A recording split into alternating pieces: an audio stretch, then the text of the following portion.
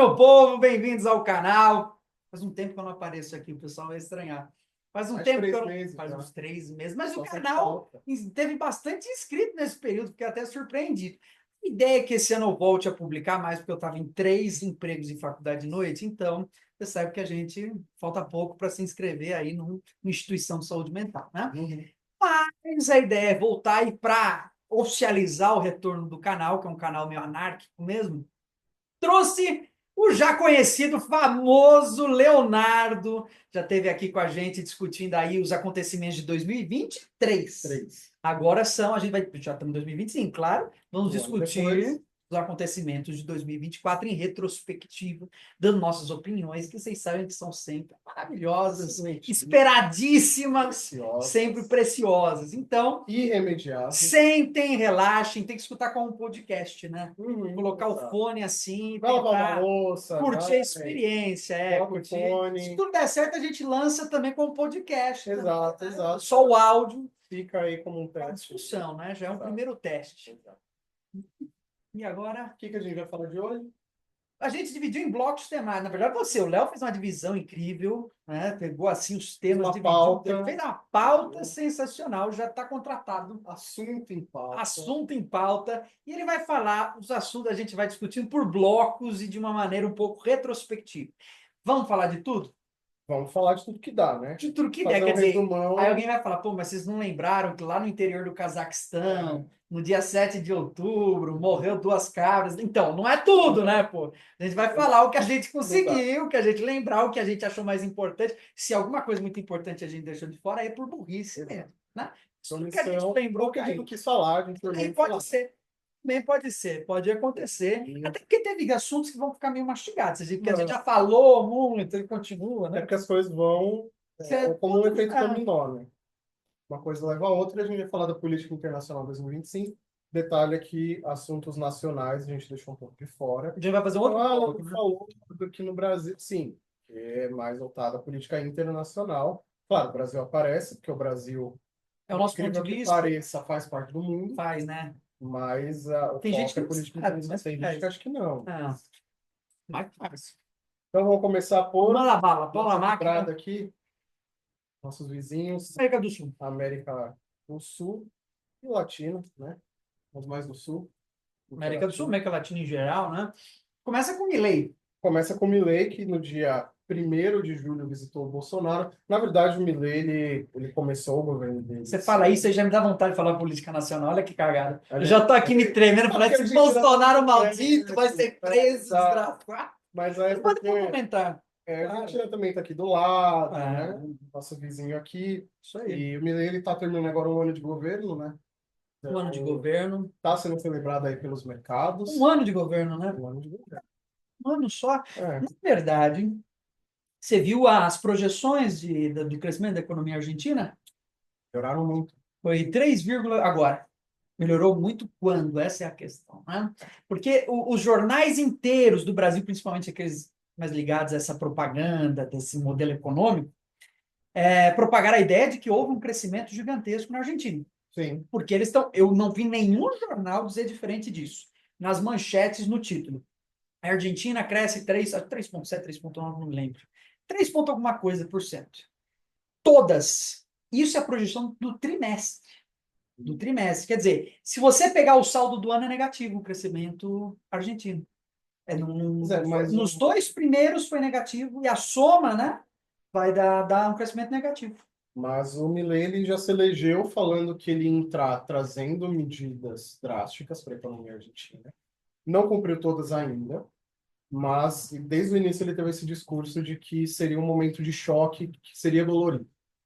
Então, inclusive, muitos argentinos de classe média alta, ainda estão comprando essa ideia do Milei de que esse é o momento de choque e que a partir daqui as coisas vão melhorar. Ele já controlou a inflação, tudo bem que ainda tem uma desvalorização da moeda argentina, mas quando você está no fundo do poço, caminhar meio para fora do poço já é uma grande coisa, mas você ainda está dentro do poço. Então, é um pouco nisso que a Argentina se encontra agora. Mas os mercados aí, as projeções, estão todas favorecendo a Argentina, inclusive em comparação com o Brasil, que principalmente nesses últimos meses aí, tem tido alta do dólar, desconfiança dos mercados, enfim.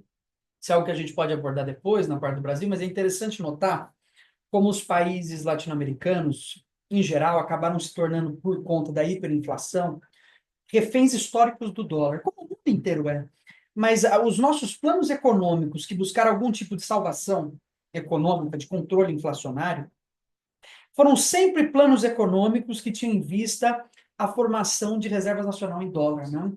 E que isso é extremamente problemático, porque a gente criou uma dependência, uma solução de curto prazo, né, para o problema. Virou uma espécie de solução fácil, né? Quer dizer, a moeda brasileira, assim como a Argentina, que depende dessas reservas de dólar, na medida em que você tem menos dólares no país, você começa a ter algumas crises de inflação. E essa economia é estrangulada. Né? É estrangulada, porque você é totalmente dependente de capital estrangeiro para existir. Exato. Qual é o seu poder soberano nesse caso, né? Porque você não tem soberania sobre sua moeda nacional. Apesar de o Banco Central controlar o real, é uma moeda que é controlada pela demanda e oferta de dólar. Mas o que a gente consegue controlar é a emissão de taxa de juros, né? Exato. Quer dizer, o valor da moeda em si, a gente não controla, como os chineses controlam, por exemplo. Né? Ou como os Estados Unidos têm o poder de comando sobre emissão, produção de dólar, valorização, desvalorização. Né? Então, isso coloca a gente numa dependência histórica de dólar. E isso é um fantasma que existe na América do Sul, né? Porque o tempo inteiro a gente está ali bom, estamos caminhando, legal, mas o risco da hiperinflação. Tá sempre E a Argentina está aí. Acho que a Argentina é importante essa lição que os argentinos estão trazendo, para dizer: olha, a hiperinflação veio aqui e pode ir para o Brasil. Vocês brasileiros podem voltar, sofrer, né, com isso. Vocês podem virar uma Argentina nesse sentido. Agora, sobre o Milei, quero elogiá-lo. Quer elogiar o Milei? Claro, quero elogiar o Milei. Porque ele fez algo que o nosso presidente não fez. E nunca fez. Prometer e cumprir. Apesar de várias vezes. O que ele prometeu e não conseguiu cumprir foi que ele falou que não ia se aliar à casta dos políticos, não ia se aliar a nenhum peronista, e na prática não foi isso que aconteceu.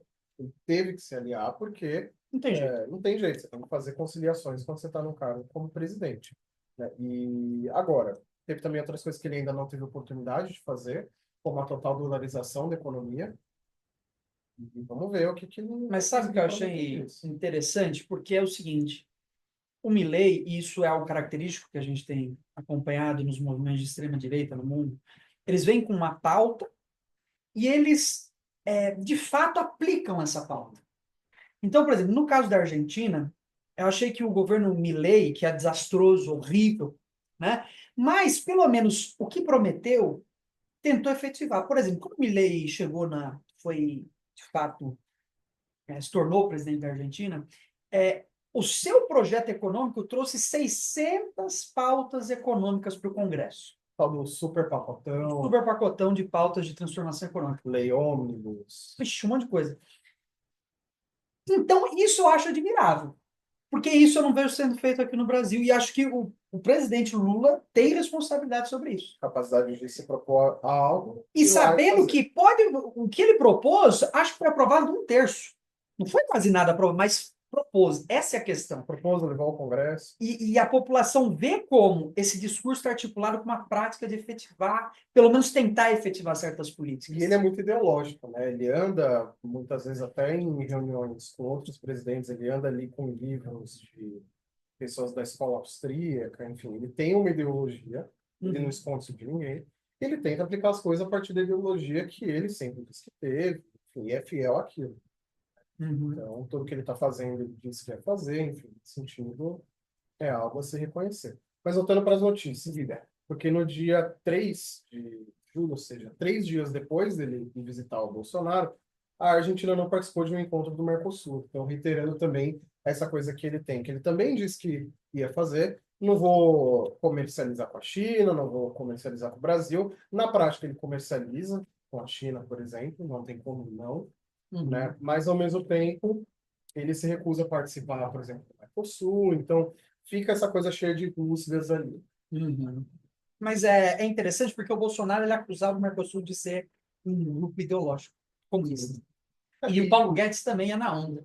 E para a Argentina é muito importante o Mercosul. Para o Brasil também. que assim, se a gente pegar as pautas de importação brasileira, para todo mundo que está aqui na América do Sul, mas principalmente para a Argentina, pela situação que está, talvez uma saída dessa crise fosse uma solução regional. Sabe, países vizinhos se articulando com projetos de crescimento industrial, de programas de financiamento, né, de uma economia articulada.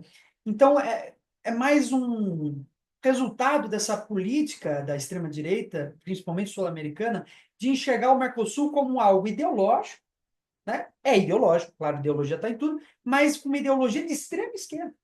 Né? Ao mesmo tempo, a gente vê que países como Venezuela não têm participação no Mercosul. Ou seja, se for de extrema esquerda ou mais à esquerda, ninguém teria tanta dificuldade em colocar a Venezuela no bloco. Né?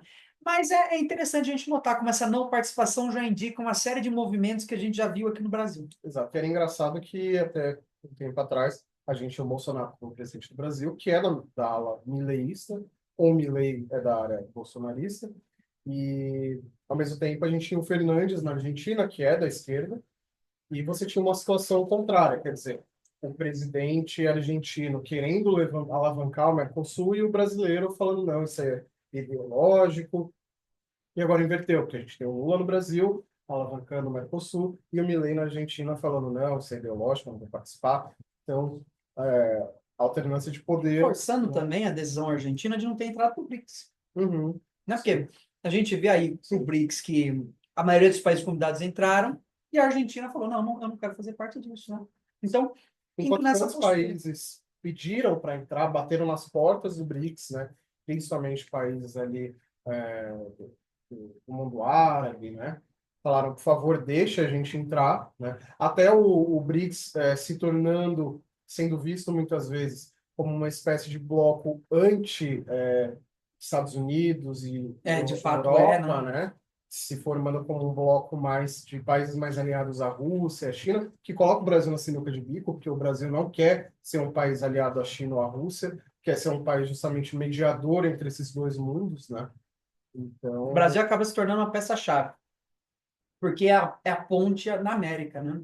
É a cabeça da América. Então, quer dizer, dos BRICS. Quer dizer, então o Brasil que está nesse contexto, o Brasil ele está ali para assumir algum tipo de liderança, entendeu?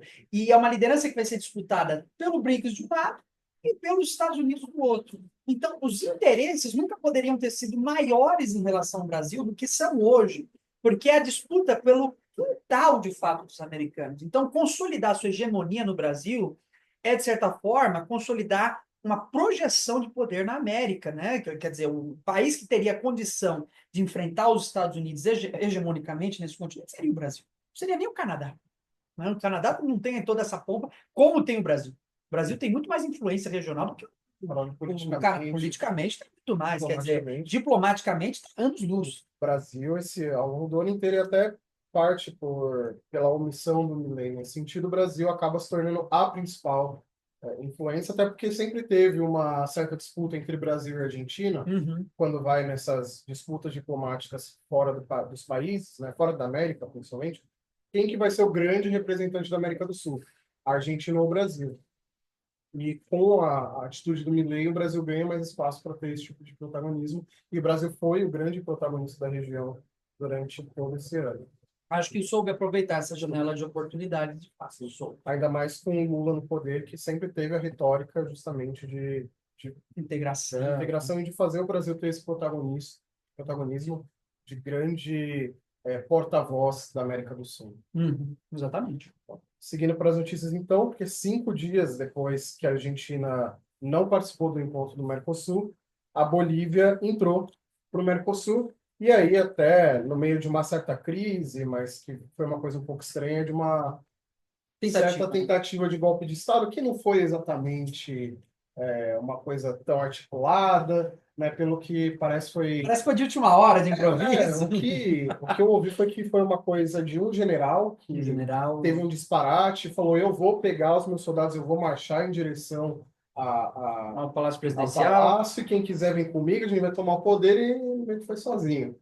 Foi um grupinho ali com ele, né? Mas a população já botou para correr, né? Exato, não, a população e os próprios outros generais, né? O exército como corpo mesmo não chancelou essa ideia do cara, então foi ali uma uma tentativa de golpe de Estado meio esquisita. Eu não posso esquecer de lembrar do Brasil.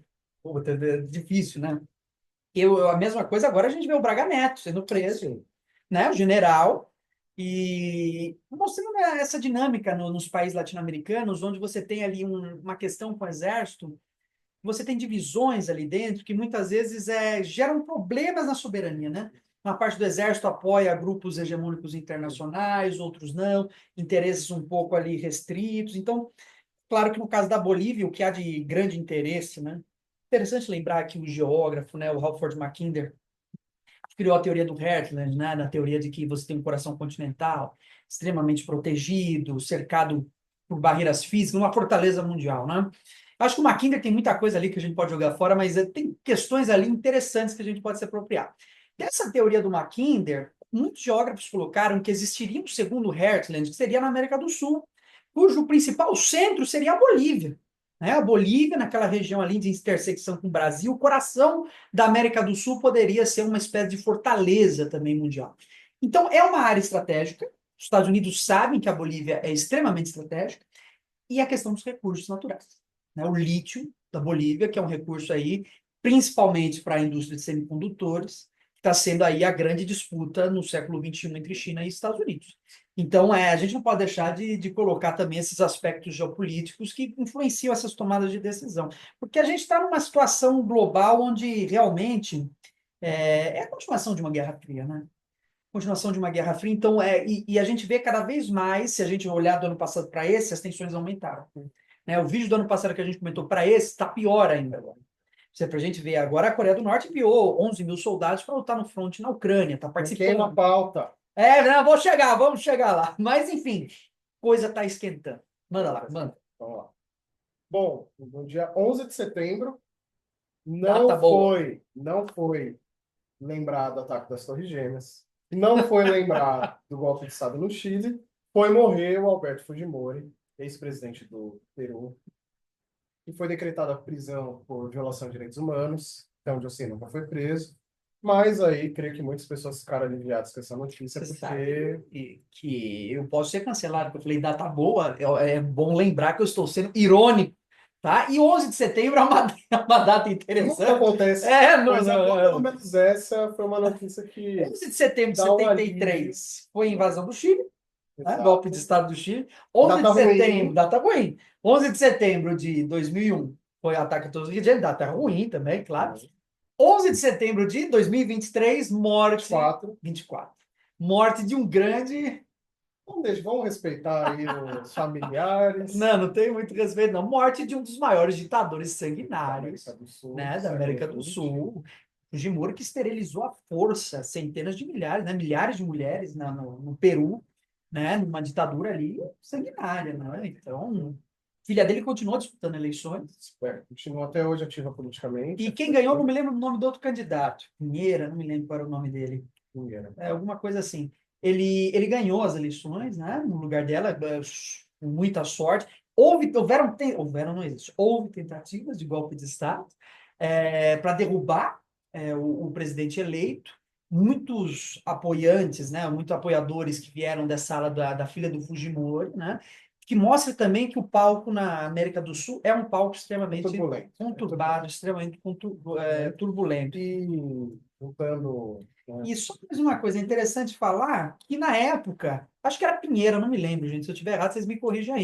Checamos os fatos, é isso mesmo, Pinheira. Bom, presidente do Peru. Aquele... né, cordas. Checando os fatos. Checando os fatos. Nossos estagiários. Os estagiários já consultaram, a nossa equipe grande que está aqui no estúdio já checou para a gente. Toda essa galera que está aqui atrás. O pessoal já vem aqui dar um oi. O pessoal já checou os fatos para a gente. É Pinheira mesmo. E ele... Sebastião Pinheira. Ele foi muito acusado na época por fazer algumas declarações homofóbicas. Então, isso gera algumas certas contradições na política mesmo, porque a gente, muitas vezes, eu vejo nesse sentido, as pautas identitárias, não estou dizendo passando pano para ele, não. Você falou, o Lula já falou, que Campinas era polo exportador, vocês sabem, né? Como o Lula, o Pinheira também emitiu algo parecido, mas isso estava sendo utilizado para descredibilizar a campanha dele por pessoas de esquerda. E quem ia entrar no lugar era a filha de um assassino. Então, mostra um pouco também uma certa contradição que a gente tem aí nessas últimas eleições, dentro da própria esquerda e entre esquerda e direita, de saber exatamente estabelecer metas objetivas, né? Quer dizer, é homofóbico? Não dá para passar Que é um ponto que a gente vai voltar a falar na Sim. campanha da Kamala Harris. Beleza. Então, maravilha. A gente retoma isso daí.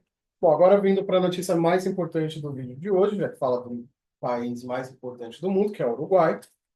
No dia 24 de novembro, então, depois de um ciclo aí de eleições, o Yamandu Orsi ganhou, né, da coalizão de esquerda, a nova presidência do Uruguai, tirando a direita que estava com a Cádia Pou, e que era o candidato do Pepe Mujica, que é um dos grandes nomes da esquerda na América Latina hoje, grande presidente, ex-presidente do Uruguai, e que retorna uma tradição que o Uruguai estava de presidentes de esquerda, mas agora numa nova geração, vamos dizer assim, uma nova leva de presidentes de esquerda, e que, para a gente aqui no Brasil, e na verdade, acho que para toda a América Latina, o Uruguai é sempre um país bom de ficar de olho, de ver o que está acontecendo lá, e servir até de uma espécie de guia no sentido de que, enquanto a gente está falando de tentativa de golpe de Estado que a gente teve aqui no Brasil, morte do Alberto Fujimori, que foi um grande ditador no Peru. Até hoje, né, a gente tem essas rusgas não fechadas, né, ainda abertas na América Latina. E o Uruguai é um país que parece que tem um caminho um pouco mais claro a seguir ali, né? O Uruguai, você vê que ele já foi palco, os acontecimentos políticos do Uruguai levaram a maior guerra que a gente já teve na América do Sul, que foi a Guerra do Paraguai. Sim, sim. Né? Então, é um país que a gente tem que ficar de olho. 1964, Aí, né? Final do século XIX. meio. Então, final do século XIX. Então, é um país que é importante ficar de olho. Vocês sabem que o Léo é nosso correspondente internacional do Uruguai. Então, Ele já visitou o tive a oportunidade Uruguai de conhecer esse ano e fiquei apaixonado. e trouxe informações valiosas. De primeira mão, falei, falou com o o Orsi vai ganhar. ele que deu a ordem, né? Liguei, falei, E ganhou o candidato do Mujica. Liguei para os uruguaios 1 a 1, eu falei, você vota. Por favor, pelo amor de vote Deus. na esquerda. Não, mas, agora voltando a falar sério, inclusive o próprio Lacadipom apareceu para parabenizar o Orsi. E realmente, dentro do Uruguai, você tem um espírito muito mais republicano, de quando o seu adversário perde, você não só reconhece, isso é uma prática comum nos países democráticos, mas você também realmente torce para que dê certo, para que o país melhore, né? Então é uma coisa que é muito diferente do que a gente está acostumado no Brasil, desde a redemocratização, principalmente nos últimos tempos, e é uma coisa que acho que vale a pena a gente se inspirar. É verdade, concordo.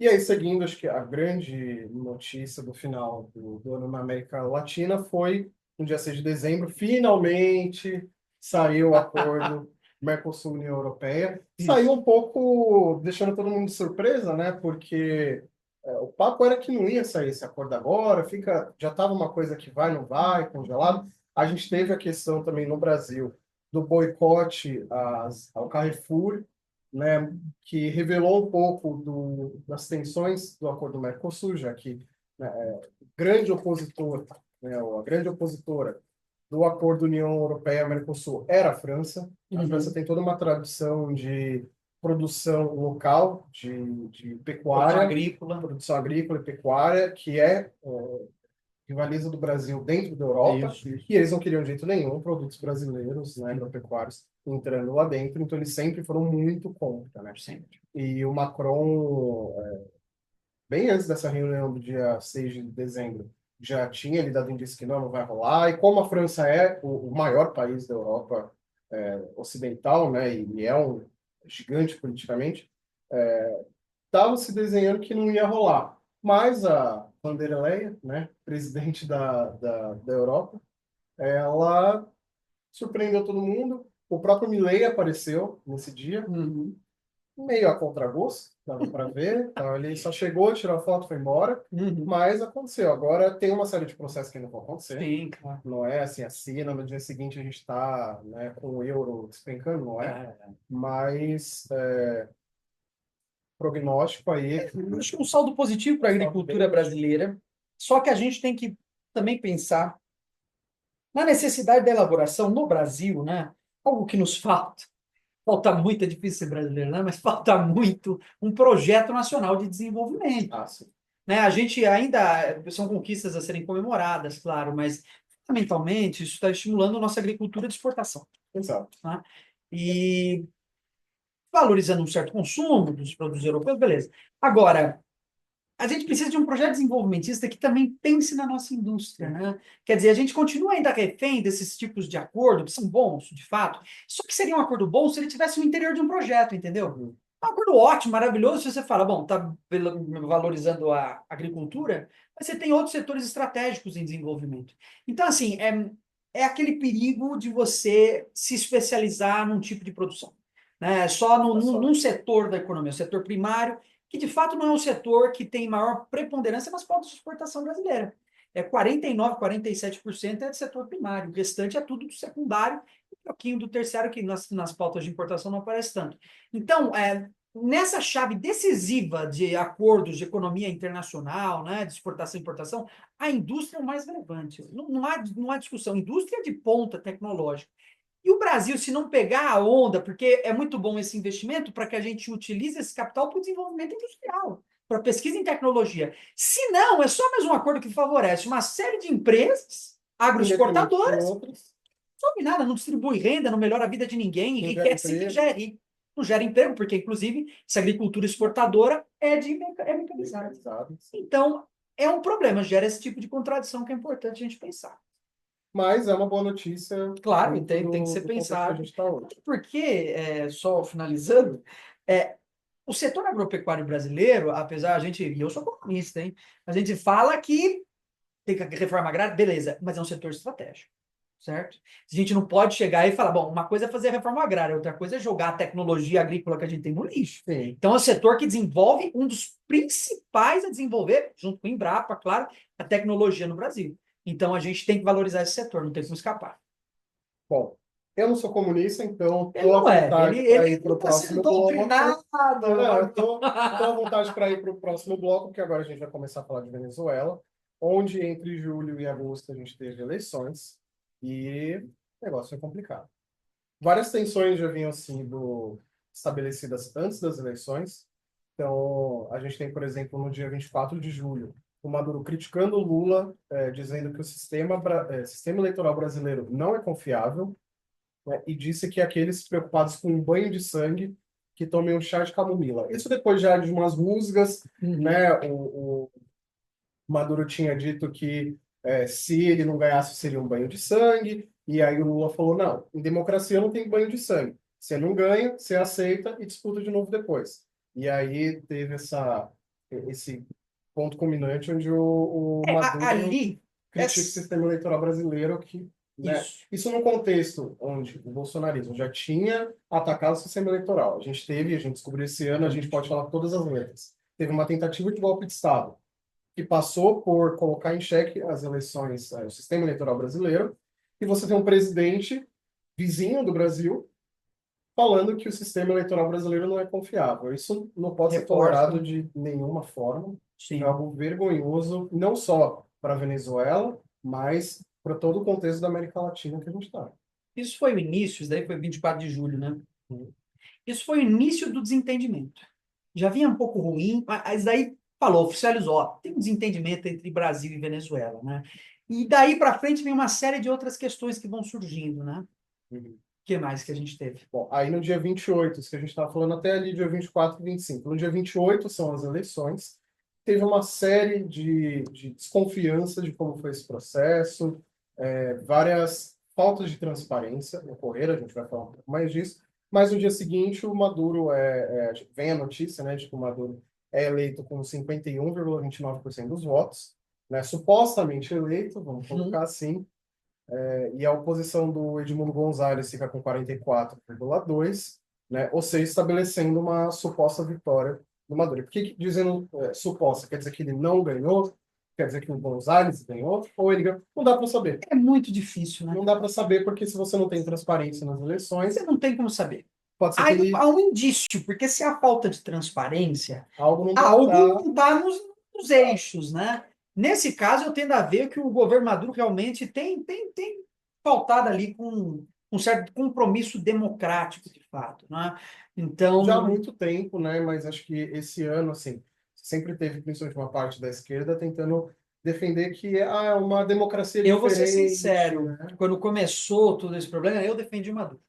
Eu falei, não, tem que ter, porque a gente que trabalha com a geopolítica, a gente sabe que no meio desse rolo tem toda sorte de interesses, Sim, né? sim. E tem muito interesse para tirar o Maduro do poder. Isso daí a gente Claro, sabe que os Estados isso é dado, todo Unidos mundo sabe. quer tirar ele de todas as sortes, porque ali está a margem equatorial de petróleo, maior do mundo, inclusive que a gente descobriu agora a continuação para o Brasil, depois a gente pode comentar um pouco. Sim. E aí a gente fica um pé Tudo atrás, bem, mas né? esse é justamente o ponto. Se antes dava para alguns setores da esquerda podiam fazer tentativas e columbrações de tentar defender, acho que esse ano realmente mostrou que se você, por exemplo, apoia a esquerda brasileira, que hoje é o PT, é o Lula, mas apoia o Maduro na Venezuela, significa que você está apoiando a democracia no Brasil, mas está apoiando uma ditadura na Venezuela, né? É. Então, não dá para dizer hoje que apoiar o Maduro não é apoiar uma ditadura. Qualquer Eu dúvida entendo que o tinha, contexto, qualquer dúvida que eu entendo o tinha, contexto, eu entendo que ele é um líder popular. popular, Maduro é um sim, líder popular, apesar de a popularidade ter diminuído. sim, E eu entendo o contexto dessa luta dos venezuelanos de esquerda. do O bolivarianismo, bolivarianismo, a não entrega do petróleo, eu entendo isso muito forte. Só que houve muita falta de transparência. Eu me lembro que foi nossa, foi uma guerra para ele entregar as atas.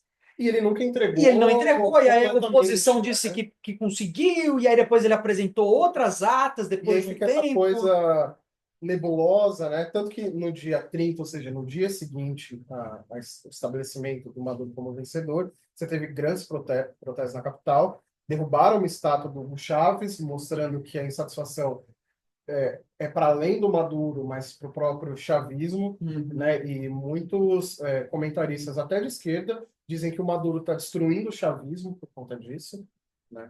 A oposição, justamente por essas outras atas, fala que afirma que venceu com 73% dos votos, né?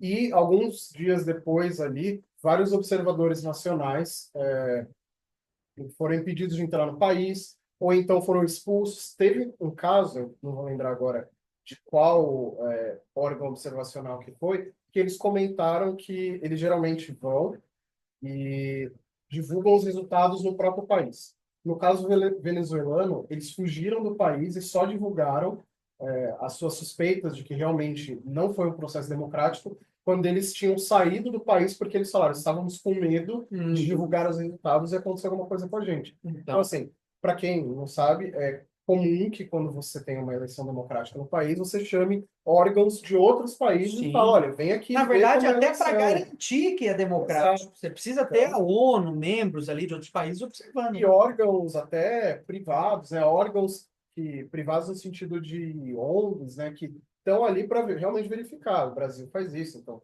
chama alguém, por exemplo, da Europa e fala: vem conhecer uma eleição aqui numa cidade qualquer do Brasil para você ver se realmente é democrático, etc. E na Venezuela foram, né? Esses observadores foram lá, mas ou não conseguiram realizar o trabalho ou voltaram falando não foi democrático.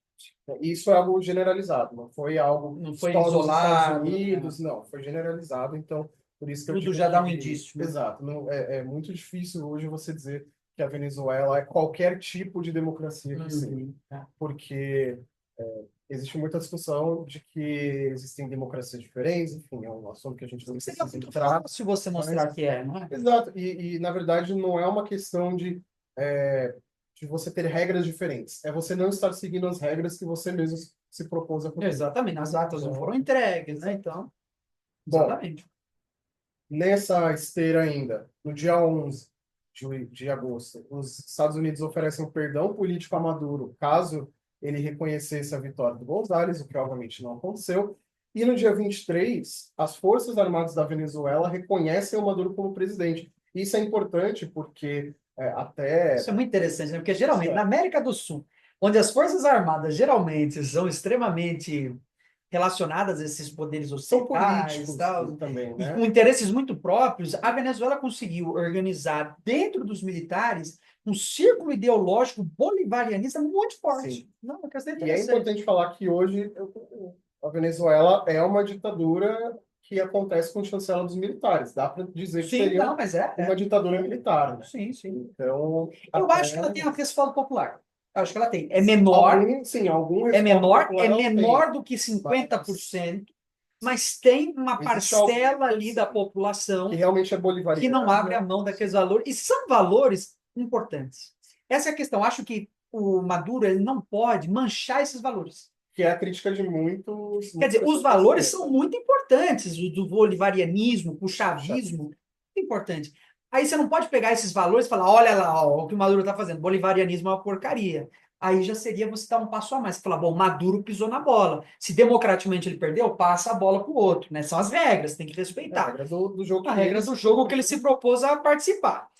Então, não vamos manchar o bolivarianismo por causa dessas atitudes, é isso que eu penso. E no Brasil, a gente sempre que fala de ditadura militar, a gente sempre pensa numa ditadura à direita, né? E a esquerda justamente lutando contra essa ditadura, mas existem ditaduras militares de esquerda Sim, a também. gente pode A falar. Venezuela é um caso, Nicarágua é um caso, né? Atual, então é importante ter isso em mente também. E falando na Nicarágua, no dia 26, o presidente da Nicarágua critica o Lula por pelo Lula ter criticado as eleições venezuelanas, ou seja, criando ali essa aliança Nicarágua-Venezuela, que hoje são duas ditaduras da esquerda na América Latina. Isso, não sei se você colocou mais para frente, mas teve o caso do Biden, que elogiou o Celso Amorim. Pode comentar. Então, porque o Joe Biden, presidente dos Estados Unidos, chega a elogiar o Celso Amorim, porque o Celso Amorim propõe que sejam feitas novas. O Celso Amorim, claro, foi ministro Relações das exteriores. Relações Exteriores no Brasil, um dos maiores nomes da diplomacia brasileira dos últimos tempos, né? Um nome gigantesco. Ele não é Nossa, atual? ele, não sei se ele continua Ele é sendo atual, ele atual. está bem velho, pode ser que ele ainda Ele é seja. atual. Ele é? Só confirmar. Confirma. Então, porque o Celso Amorim, Perguntando para porque os como ele estagiários. propôs, né? Os estagiários. Só colocar ministro das Relações Exteriores, se não aparecer. Mas, enfim, de qualquer forma, o Celso Amorim ele propõe que sejam feitas novas eleições na Venezuela, para que isso garantisse, de fato, a estabilidade democrática do país, né? Agora com transparência, com novos órgãos fiscalizando e tal. E o Joe Biden envia uma carta ao Brasil elogiando a posição do Brasil, inclusive essa posição foi apoiada pelo Lula, elogiando pela prática da diplomacia brasileira. Então, mostrando que a gente teve aí uma certa influência regional na resolução desse problema. De novo, o Brasil sendo um importante vetor da América Latina, De novo, mais uma vez, né? principalmente da América do Sul. Isso aí. E o atual ministro das Relações Exteriores é o Mauro Vieira. Mauro Vieira. Então, não é mais Celso Amorim, apesar do grande nome que ele tem. De ter ainda um Ele já tá bem velho ainda, ele tá com uns 80 e poucos anos, né? Tá ruim de continuar lá, né? Ele deixa outro. mas está aí forte e influenciando as coisas. Inclusive, tem livros muito bons no Celso Amorim. Quem tiver interesse, vale a pena aí dar uma pesquisada. Continuando com as pautas. Continuando agora da América do Sul, a gente vai para a Europa. Sim. Na Europa aconteceram algumas coisas esse ano. A primeira grande notícia da Europa foi no dia 9 de junho, que o Macron dissolveu o Parlamento Europeu depois de uma vitória na extrema-direita, né? O Europarlamento teve aí uma vitória bem expressiva de vários setores da extrema-direita em vários países. Isso deu um susto muito grande nos europeus e no mundo como um todo. A gente vê essa ascensão da extrema-direita no mundo inteiro, mas na Europa é uma coisa um pouco mais assustadora, justamente porque a Europa foi o berço do fascismo, do nazismo, e a extrema-direita, então, ela tem um peso diferente lá, né? Isso deu um susto e o Macron, inclusive, dissolveu o parlamento. Então, E foi interessante, porque depois, não sei se está aí colocado, mas teve uma coligação de esquerda, né? Isso daí mesmo, né? Então, se você quiser continuar, a gente já discute. Pode falar, Azul. bom, aí eu vou para a Alemanha, já que em setembro, no dia 1º de setembro, a extrema-direita vence a sua primeira vitória nas eleições regionais. Isso teve também, de novo, né? A Alemanha foi o palco, o berço e palco do nazismo, né? E todo mundo sabe o que foi. E então, quando a gente olha para a extrema-direita na Alemanha, é especialmente Problemático. problemático, É preocupante, assustador, problemático. preocupante. E isso teve muita notícia aqui no Brasil, saíram muitas notícias, né? Extrema-direita vencendo a Até que Alemanha, né? pouco tempo antes da vitória da extrema-direita na Alemanha, houve uma tentativa de golpe de Estado na Alemanha, financiada por empresários, por grandes empresários alemães. Pode pesquisar. Foi mais restrito, né? Mas alguns empresários alemães tentaram dar uma tentativa, inclusive invocando, né? Trazendo a lembrança de uma série de elementos nazistas, né? Depois a gente deixa a fonte aí para vocês darem uma olhada, né? Mas olha lá, CNN, já estamos aqui, ó, acusados de tentar dar golpe de Estado na Alemanha, vão a julgamento. Né? Então, vocês podem acessar na CNN essa notícia. Então, houve uma tentativa de golpe de Estado, já extrema-direita, e carregando esses símbolos do partido nazista. Então, é uma coisa que a gente tem que ficar de olho. E aí ela vai lá e vence as eleições. Então, é extremamente problemático, né? Eu posso te criticar? Pode. Porque justamente a gente tem essa notícia do dia 29 de abril, onde 9 homens foram a julgamento, justamente acusados de alta traição, por planejar um golpe de Estado, né, que incluía tentativa de assassinato, conspiração e golpe de Estado com uso de violência. E isso no final de abril, né? Em setembro, a gente tem a extrema-direita vencendo sua primeira vitória nas eleições regionais, né? Eles venceram a maior parte dos distritos, não sei se esse é o nome mais apropriado, mas venceram ali a maioria ali das regiões, né? O que acontece é que acabou tendo um certo frenesi, justamente porque a Alemanha, e como é isso, né? A Alemanha dá um susto maior justamente por ter sido o palco do nazismo, porque, na verdade, eles ganharam a maior parte das regiões, mas não ganharam as regiões mais populosas. A região mais populosa hoje da Alemanha é Brandenburgo, onde fica Berlim, e lá eles perdem porque, geralmente, regiões mais metropolitanas tendem a ser mais progressistas, né? E, então, apesar de, sim, eles terem tido essa vitória regional, né, no ali por região, eles tiveram... Isso é como o Brasil, com o Bolsonaro, né? Você vê que a Mas o Bolsonaro cidade de venceu São uma Paulo, eleição. a cidade de São Paulo, a vitória pro Sim, mas o Bolsonaro o venceu uma interior eleição. foi Bolsonaro. Mas ele venceu uma eleição com maioria dos votos, né? O ponto é que a extrema-direita não chegou perto de ter maioria dos votos nessas eleições. Levou quando você olha para o mapa, né? Pinta o mapa, você vê a maior parte Mas da é deputada preocupante. é preocupante no sentido de ascensão. Isso com É, certeza. e, E considerando que tem pessoas ali planejando o golpe de Estado e e carregando o símbolos problema é que fascistas. não é só o fato de que foram algumas pessoas, é que tinham nomes grandes Ah, envolvidos, sim, sim. de grandes empresários. Aí que tá o maior, porque você sabe, o nazismo foi financiado por grandes empresários também. Então, aí entra um pouco essa suspeita, né, esse medo. E o que é preocupante, principalmente, é a ascensão da AfD, a alternativa para a Alemanha, que é o partido hoje de extrema-direita que tem bastante voz dentro da Alemanha e está cada vez propondo mais pautas e ocupando mais pautas.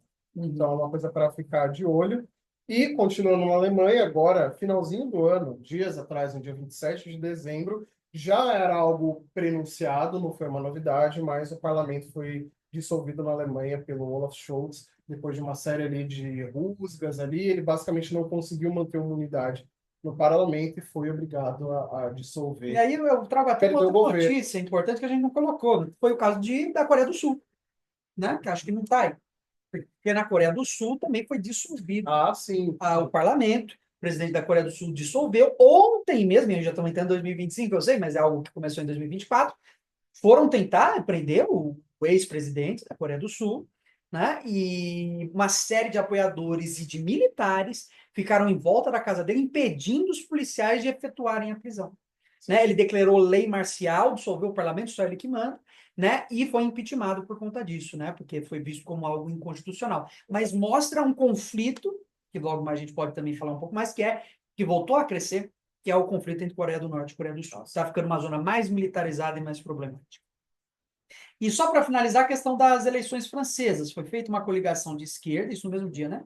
27/12, né? Uma coligação de esquerda, na verdade foi antes. Né? Foi antes, não foi dia 27/12. Foi feita uma coligação de esquerda para tentar barrar o avanço da extrema-direita e foi muito interessante porque o Macron tirou a candidatura dele. Isso foi, com todo respeito, eu ia falar a palavra, mas não vou falar, foi um grande foi uma lição política para o Brasil. Por que eu digo isso? Porque lá, quando o Bolsonaro ganhou a primeira eleição, quem tinha chance de vencer ele no segundo turno foi o Ciro. E o PT não quis tirar a candidatura, falou: não, a gente está competindo cada um com o seu lado. e foi até o fim, perdeu, e a gente teve 4 anos dessa desgraça. Na França, o Macron vai lá e fala, não, eu prefiro tirar minha candidatura para não dar chance desses caras ganharem. Tirou e conseguiram vencer. Então, um grande exemplo de uma luta política. Funciona assim mesmo. E a França tem sido uma grande fonte para o Brasil ficar de olho, porque nas eleições de 2022, que foi quando Macron venceu como presidente, justamente teve uma certa crítica de que no primeiro turno, quando você pegava os 3 principais candidatos da esquerda, e aí você tem diferentes vertentes, a esquerda trabalhista, a esquerda verde, mas quando você juntava esses 3, se eles tivessem uma só coligação, eles teriam ganhado, assim, né? Eles, no caso, a coligação teria ganhado de lavada. Mas não, você divide os votos em 3 candidatos diferentes, e aí quem ficou? A Marine Le Pen e o Macron. E aí teve um segundo turno entre eles dois. O Macron venceu sem tanta folga assim, e foi bem curioso como que lá em 2022 os franceses, eles saem de casa, eles vão votar, votam no Macron, e saindo do local de votação eles vão protestar porque eles falam, a gente não quer o Macron, a gente votou no Macron porque a gente queria tirar a Le Pen. Mas a gente não concorda com o governo do Macron, a gente não quer esse governo que está aí do Macron. Sensacional, fizeram um voto útil, né? Exato, mas deixando muito claro o que eles estavam querendo dizer. Também vai da consciência política dos franceses, não é nenhuma crítica ao Brasil, mas é claro que é país de origem colonial, a gente tem uma dificuldade de ter um pensamento político terrível, unificado, de ter essa cultura comparada a um país que passou por uma Revolução Francesa. Exato, que já tem uma tradição democrática. E também de uma perspectiva histórica. Por exemplo, o Uruguai que você visitou, você comentou que cada bairro tinha associações políticas, discussões. Então, falta também dos dirigentes, a esquerda, o estímulo também dessas associações de bairro, de discussões locais, de participação efetiva no cotidiano das pessoas. É interessante. Bom, ainda na Europa a gente teve Olimpíadas esse ano, grandes Olimpíadas. Essas deram o que dizer, né? Essas foram muito boas. Teve a abertura da França, que foi polêmica. Teve gente que gostou, teve gente que não gostou. Teve aquela abertura com as drag queens, né? Que todo mundo disse que, na verdade, era uma representação da Santa Ceia. E que depois o idealizador falou que era a idealização era um quadro de um de quadro pagão, né? E aí, enfim. Bom, e teve diversão também, né? Diversão de que tipo? Assistir eles jogos. Sim, claro. Mas gerou esse tipo, enfim, uma série de polêmicas em relação a isso. Teve o caso daquela atleta, que era argelina, que todo mundo dizia que era trans, na verdade não era, né? A própria mãe chegou. Isso até traz um pouco uma base assim, de como continua forte esse preconceito sendo veiculado. Para desmerecer a atleta, você tentou caracterizá-la como trans, o que não seria nenhum desmerecimento, apesar de que isso dá bons debates. Mas, enfim. Mas na política internacional que a gente teve de Olimpíadas foi que os atletas russos e de Belarus foram impedidos de participar pelos seus próprios países, ou seja, eles participaram por causa da guerra da Ucrânia, claro, e eles puderam participar, mas não podiam levar bandeiras, o nome da Rússia e de Belarus não podia aparecer ali nas televisões nossas, etc. E o Zelensky acabou boicotando a cerimônia, falou, não vou porque... Diversão no meio da minha guerra, né? Não, e também porque deixaram como assim, vai ter russo lá? Se tem russo lá, eu não vou, né? Então, assim. Ele queria que os atletas fossem banidos, não foram. Eu me lembro também de uma imagem dos atletas da delegação de Israel chegando na França, e foi aquela coisa extremamente militarizada, né? Porque as Olimpíadas de Munique, 1900 nos anos 70, né? 1970, se não me engano, a Olimpíada de Munique, o grupo Setembro Negro, que era um grupo associado aos militantes palestinos, entra no hotel da seleção de Israel e assassina todos os atletas, né? Depois se matam. Então, é interessante, porque Israel, no meio dessa guerra, também morrendo de medo, a delegação chegou assim com aqueles carros, tanque fortes, blindados, né? Extremamente vigiados o tempo inteiro, né? Então, a gente está mostrando aqui no fundo como as Olimpíadas elas materializam a tensão que a gente está vivendo no mundo em diferentes países. E de saldo final das Olimpíadas, outro tipo de tensão, essa mais branda, mas ainda uma tensão. Qual foi o saldo final? A gente teve o grande ganhador, Estados Unidos, com 40 ouros, 126 medalhas no total. China, com o mesmo número de ouros, 40 ouros mais 91 medalhas total. E foi engraçado ver ao longo das Olimpíadas, como que o critério mudava. Isso, Na isso. hora que, por exemplo, os Era pela Estados Unidos... contagem total, às vezes Quando ouro. os Estados Unidos tinha mais medalha, é número de medalha. Aham. Aí China passava o número de medalha, agora o critério é ouro. Isso, E aí exatamente. ficava alternando dependendo do que deixava os Estados Unidos na frente. Super bem. Exatamente, né? E tem Japão, atenção também. Japão em terceiro lugar com 20 ouros e 45 medalhas. E nosso Brasilzão com 20 medalhas e 3 ouros. Tá bom, né? Comparado à América do Sul, estamos indo bem. Podia estar melhor. Podia. Falta Sempre investimento, pode, né? falta Sempre investimento pode. para os nossos Muito, né? atletas. Inclusive, Vamos... ganham milagrosamente essas 3 medalhas. Eu não sei nem como, porque é uma vida aqui no Brasil que você não tem qualquer tipo de respaldo, de apoio. É isso daí. E ainda na Europa, é Europa? Você acha que é Europa?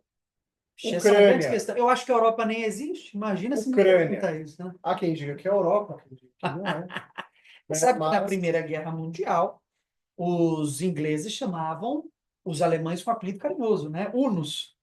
Quer dizer, são povos. A Alemanha já é Ásia. Imagina. aqueles arianos, Nossa, né? imagina Rússia e Ucrânia. Ali já é o fim do mundo, né? Então vai lá.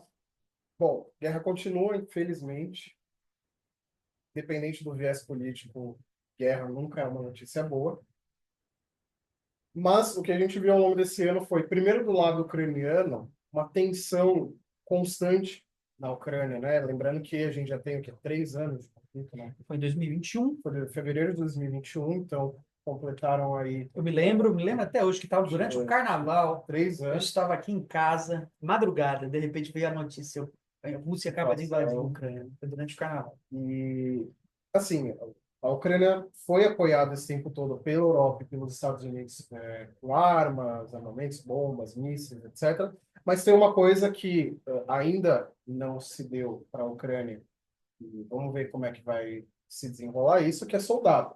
A Ucrânia tem uma população limitada e uma hora os soldados começam a acabar. Você tem soldados mercenários, né? Você tem, mas ao longo de todo o ano, se vocês pesquisarem, vocês vão ver notícias do ano inteiro falando de faltam soldados na Ucrânia, a Ucrânia vai fazer X Tanto para... falta que né? estão sendo enviados para o fronte de combate ucraniano, do lado da Ucrânia, soldados com síndrome de Down estão sendo enviados e mulheres grávidas já chegaram a ser enviadas. Eu Então a conheço, coisa tá. eu conheço um homem não é jovem, vamos dizer assim, que acabou quase tendo que ir para o fronte de guerra porque foi visitar pessoas na Ucrânia, começou a guerra. Como é que você volta? E aí falaram, não, você vai lutar. E ele falou, não, eu nem moro aqui. Quase um escravo indo para a guerra, né? Uma coisa desse Exato. nível, né? Bom, e aí, continuando então a Ucrânia, a gente teve essas tensões continuando ao longo de todo o ano, mas na política internacional, né? No dia 28 de maio, terminou o mandato de 5 anos do presidente da Ucrânia, Zelensky, né? E aí começou uma certa rusga ali com o Putin falando, não, tem que ter eleições novas. Logo Putin Que assassinou! Logo Putin vai falar, tem que ter eleições democráticas agora na Ucrânia. Claro. Mas é claro que o Zelensky colocou uma lei marcial e não convocou novas eleições. De fato, Óbvios, difícil de fazer eleições nessa situação, né? Mas é claro que os russos queriam muito, porque isso dá uma perspectiva de um fim do conflito, né? O Zelensky já excedeu, eu acho que todos os limites desse conflito, já está na hora de acabar.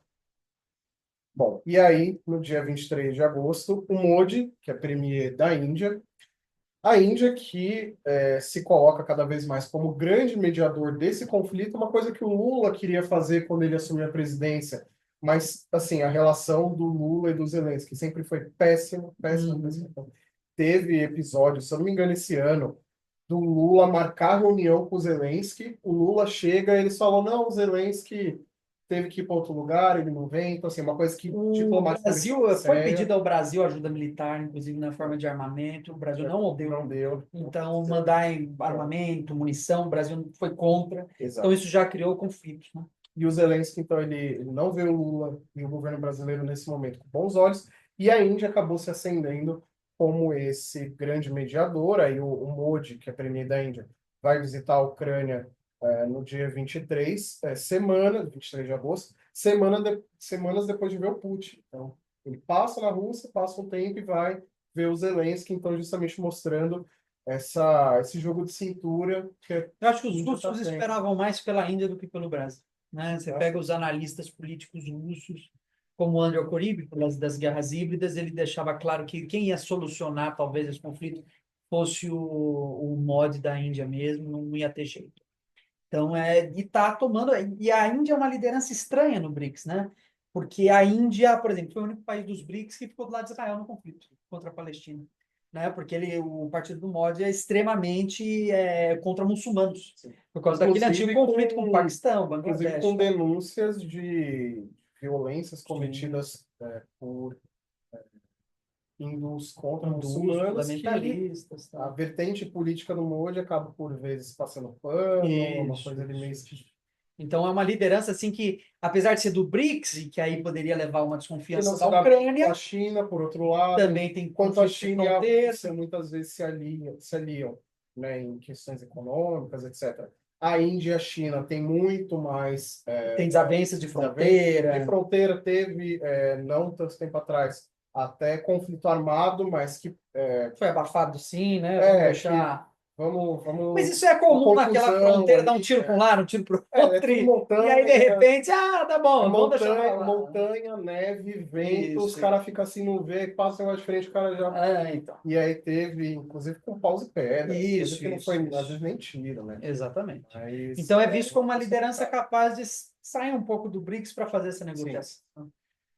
E aí, uma coisa preocupante teve também, que em setembro, no dia 26, a Rússia alterou a doutrina militar, aliás, nuclear deles, Uhum. falando que, olha, basicamente, né, o que eles quiseram dizer a gente vai flexibilizar os critérios para usar o armamento nuclear, visto que os Estados Unidos começou a dar certos tipos de mísseis diretamente para a Ucrânia e a Rússia respondeu dessa forma, o que foi uma coisa muito polêmica, né, porque, claro, a Sabe ameaça da que guerra nuclear é uma coisa é, sempre preocupante. Os russos, por outro lado, abafaram querendo dizer, não, a gente só está respondendo à altura, né? Mas foi visto por muita gente como um exagero, né?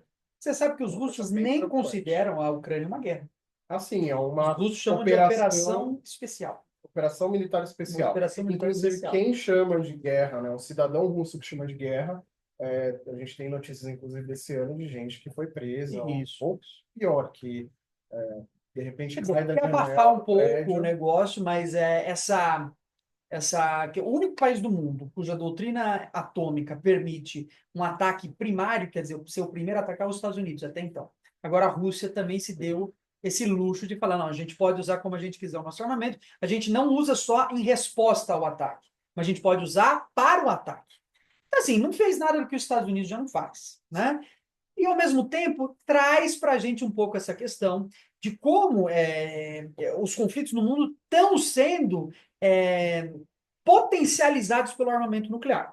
Todos os conflitos que a gente observa hoje, de grandes proporções, que incluem Israel, Palestina, Irã, de um lado, China, Taiwan, do outro, né? Coreia do Norte, Coreia do Sul, e Ucrânia e Rússia, têm presença de armamento nuclear.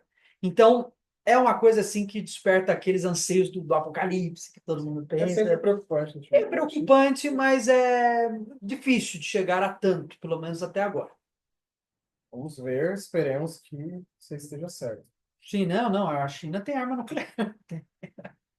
Taiwan não tem, mas é apoiada pelos Estados Unidos que Assim, tem. A China tem armamento nuclear, a Índia tem, o Paquistão tem, Israel, só Irã. o Brasil. Mas e o Enéas queria, ninguém deu ouvidos a ele, né? Não Ficamos foram dar nisso. ouvidos ao fascista. Ah, o Olha Enéas. isso. Manda Bom, aí. agora continuando no assunto de guerra, mas justamente falando do conflito Israel e Palestina, a gente teve o conflito começando em outubro do ano passado. De novo, guerra nunca é uma boa notícia, independente do que seja.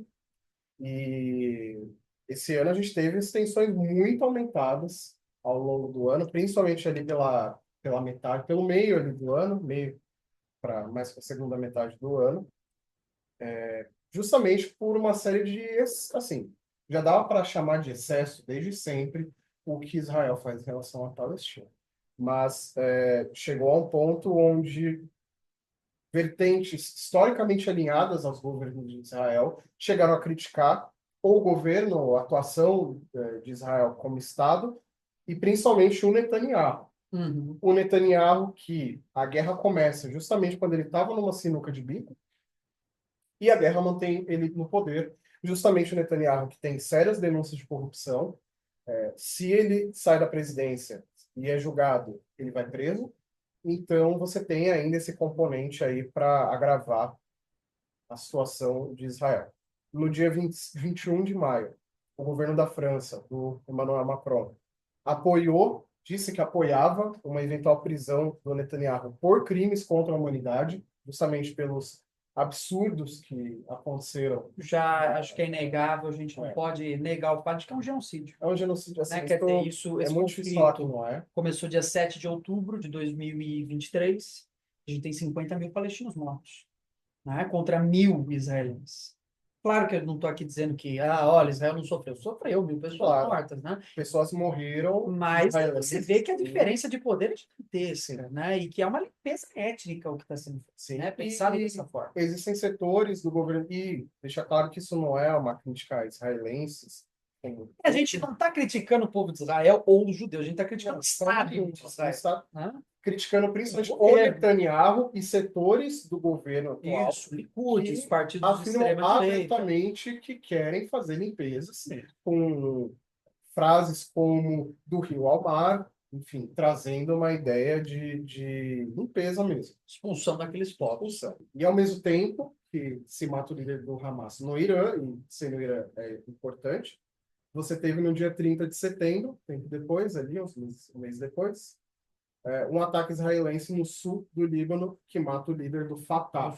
Você teve também a operação dos pagers no Líbano, que ficou bastante notícia, né? Toda uma operação de pagers que explodiam para matar líderes do Hezbollah. Teve ataques diretos ao Hezbollah, que acabou tendo uma resolução pacífica, por enquanto, mas que teve ali rusgas que tiveram muitas tensões nesse sentido. Só para deixar claro, o Fatah é o grupo político que controla a Cisjordânia, né, que é um território palestino, enquanto o Hamas é um grupo que controla a faixa de Gaza. Inclusive, eles não têm tanta comunicação, mesmo no conflito agora, o Fatah tinha falado, bom, o conflito é com o Hamas, não é nem com a gente.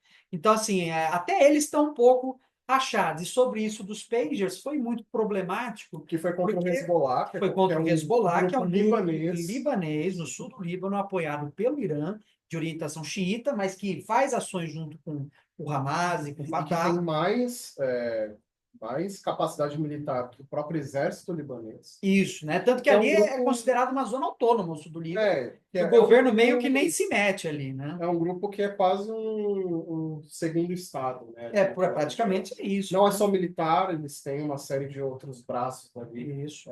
administrativos, tem uma série de coisas ali, até em serviços públicos. Isso, televisão e tal. Mas foi muito criticado porque a explosão dos pagers matou gente inocente. Sim. Então tinha membros do Hezbollah no mercado, comprando alguma coisa, explodiu, matou alguém que estava do lado que não tinha nada a ver. Então foi muito criticado. E, bom, seguindo que o líder do Hamas foi morto no Irã, Israel violou a soberania do Irã, e aí o Irã ataca Tel Aviv com mísseis, uma cena... Já tinha até antes, por quê? Porque o Israel tinha bombardeado a embaixada do Irã na Síria. Sim. Então, já antes, já tinha... Porque a embaixada do Irã na Síria é considerada território iraniano. Então, já tinha desrespeitado antes. Isso aí mesmo. Foi depois? Na verdade, o bombardeamento de Israel foi antes ou depois? Não, o bombardeio de Israel... Não, Israel foi depois desse ataque. Esse daí. O bombardeio de Israel foi depois da morte do líder do Hamas no Irã e depois que eles já tinham atacado a embaixada deles na Síria. E aí, depois de toda essa novela, no dia 21 de novembro, finalmente o TPI emitiu um mandado de prisão para o Netanyahu. Então, até então, ele tem alguns países que ele não pode ir. Realmente, você tem França e Alemanha, por exemplo, dizendo que, principalmente a Alemanha, né, se pisar aqui, está preso. Então, o Netanyahu ele tem um cerco se fechando ao redor dele também, porque é isso. Mesmo os setores historicamente aliados de Israel vêm criticando o Netanyahu e esse governo. Inclusive, até o Biden chegou a trocar algumas rusgas, não no sentido de crítica exatamente, mas no sentido de calma que está demais, né? O Biden, ao longo do ano, veio falando coisa nesse sentido, não de crítica direta. Os Estados Unidos sempre apoiou e vai continuar apoiando Israel, mas até mesmo o governo estadunidense deu um...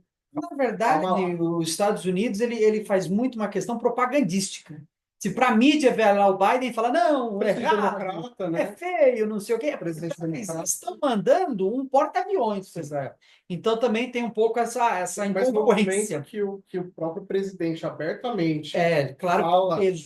tem um peso dele falar, Israel, tá demais. Isso. Quando chega nesse ponto é porque realmente esticar a corda no nível... Isso, mas para os Estados Unidos está adorando. Os grandes governanças lá estão uma maravilha, mata todo mundo. Militar dos Estados Unidos. Mata todo mundo e acabou. Tá bombando, vendendo arma.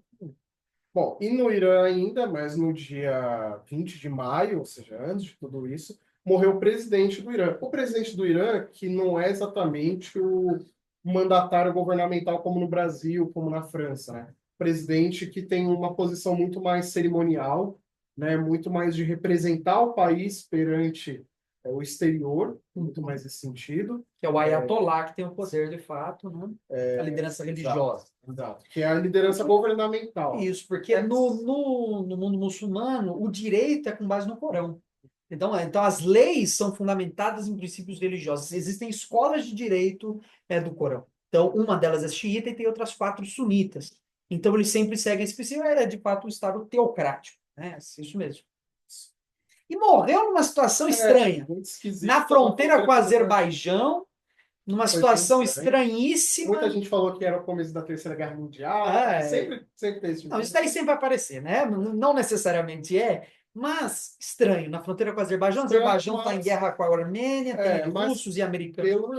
Pelo que as notícias saíram, realmente parece que foi um acidente. Parece que o helicóptero era velho.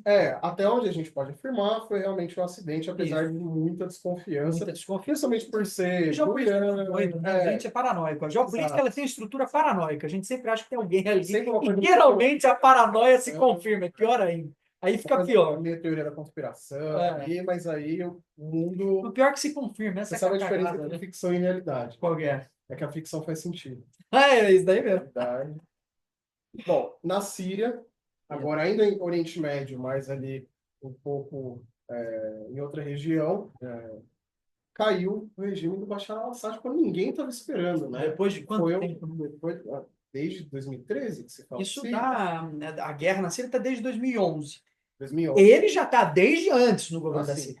Então, a família Assad, historicamente, né, governa a Síria. O que aconteceu foi um começo de um apoio muito mais incisivo por parte da Turquia, um endosso para os rebeldes da Turquia, e aí muito relacionado ali com os curdos, né, com o medo que a Turquia tem dos curdos ali. Pela independência. E aí tem uma super ofensiva, né, eu vou esquecer o nome da cidade agora, Alepo, né, uma super ofensiva a Alepo. O Bashar al-Assad foge para a Rússia, e você tem agora estão tentando montar um governo de transição. Exato. Né? Isso coloca um fim num processo já de muitos anos, que é a Primavera Árabe.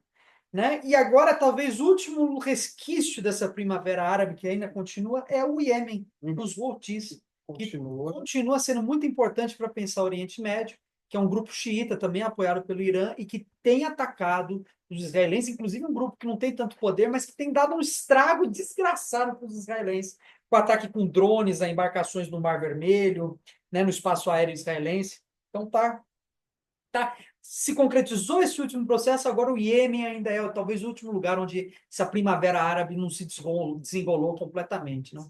E agora isso aconteceu no dia 10 de dezembro, é uma notícia ainda recente, e a gente vai ver para 2025 o que acontece com a Síria. Vai ser o surgimento de um novo governo mais liberal, mais aliado aos Estados Unidos, ao Ocidente. É mais ou menos isso. Será que vai ter uma grande virada de chave, algum grupo novo vai chegar lá? E ainda é um país em guerra civil. Exato, ainda é um país onde as coisas estão... Pode se desenrolar para outro lado. Começa um novo governo teocrático, como aconteceu no Afeganistão, a gente não tem ainda muito como saber, vamos ainda esperar, porque isso, como a notícia é muito nova, ainda não dá muito para saber o que se desenha por aí. Quer fazer uma pausa ou vamos direto? Você que sabe. Direto. Então, bora. Bom, agora eu vou falar de um país, saindo agora do Oriente Médio, falar de um país que não sei se todo mundo está ouvindo vai conhecer, que chama Estados Unidos da América.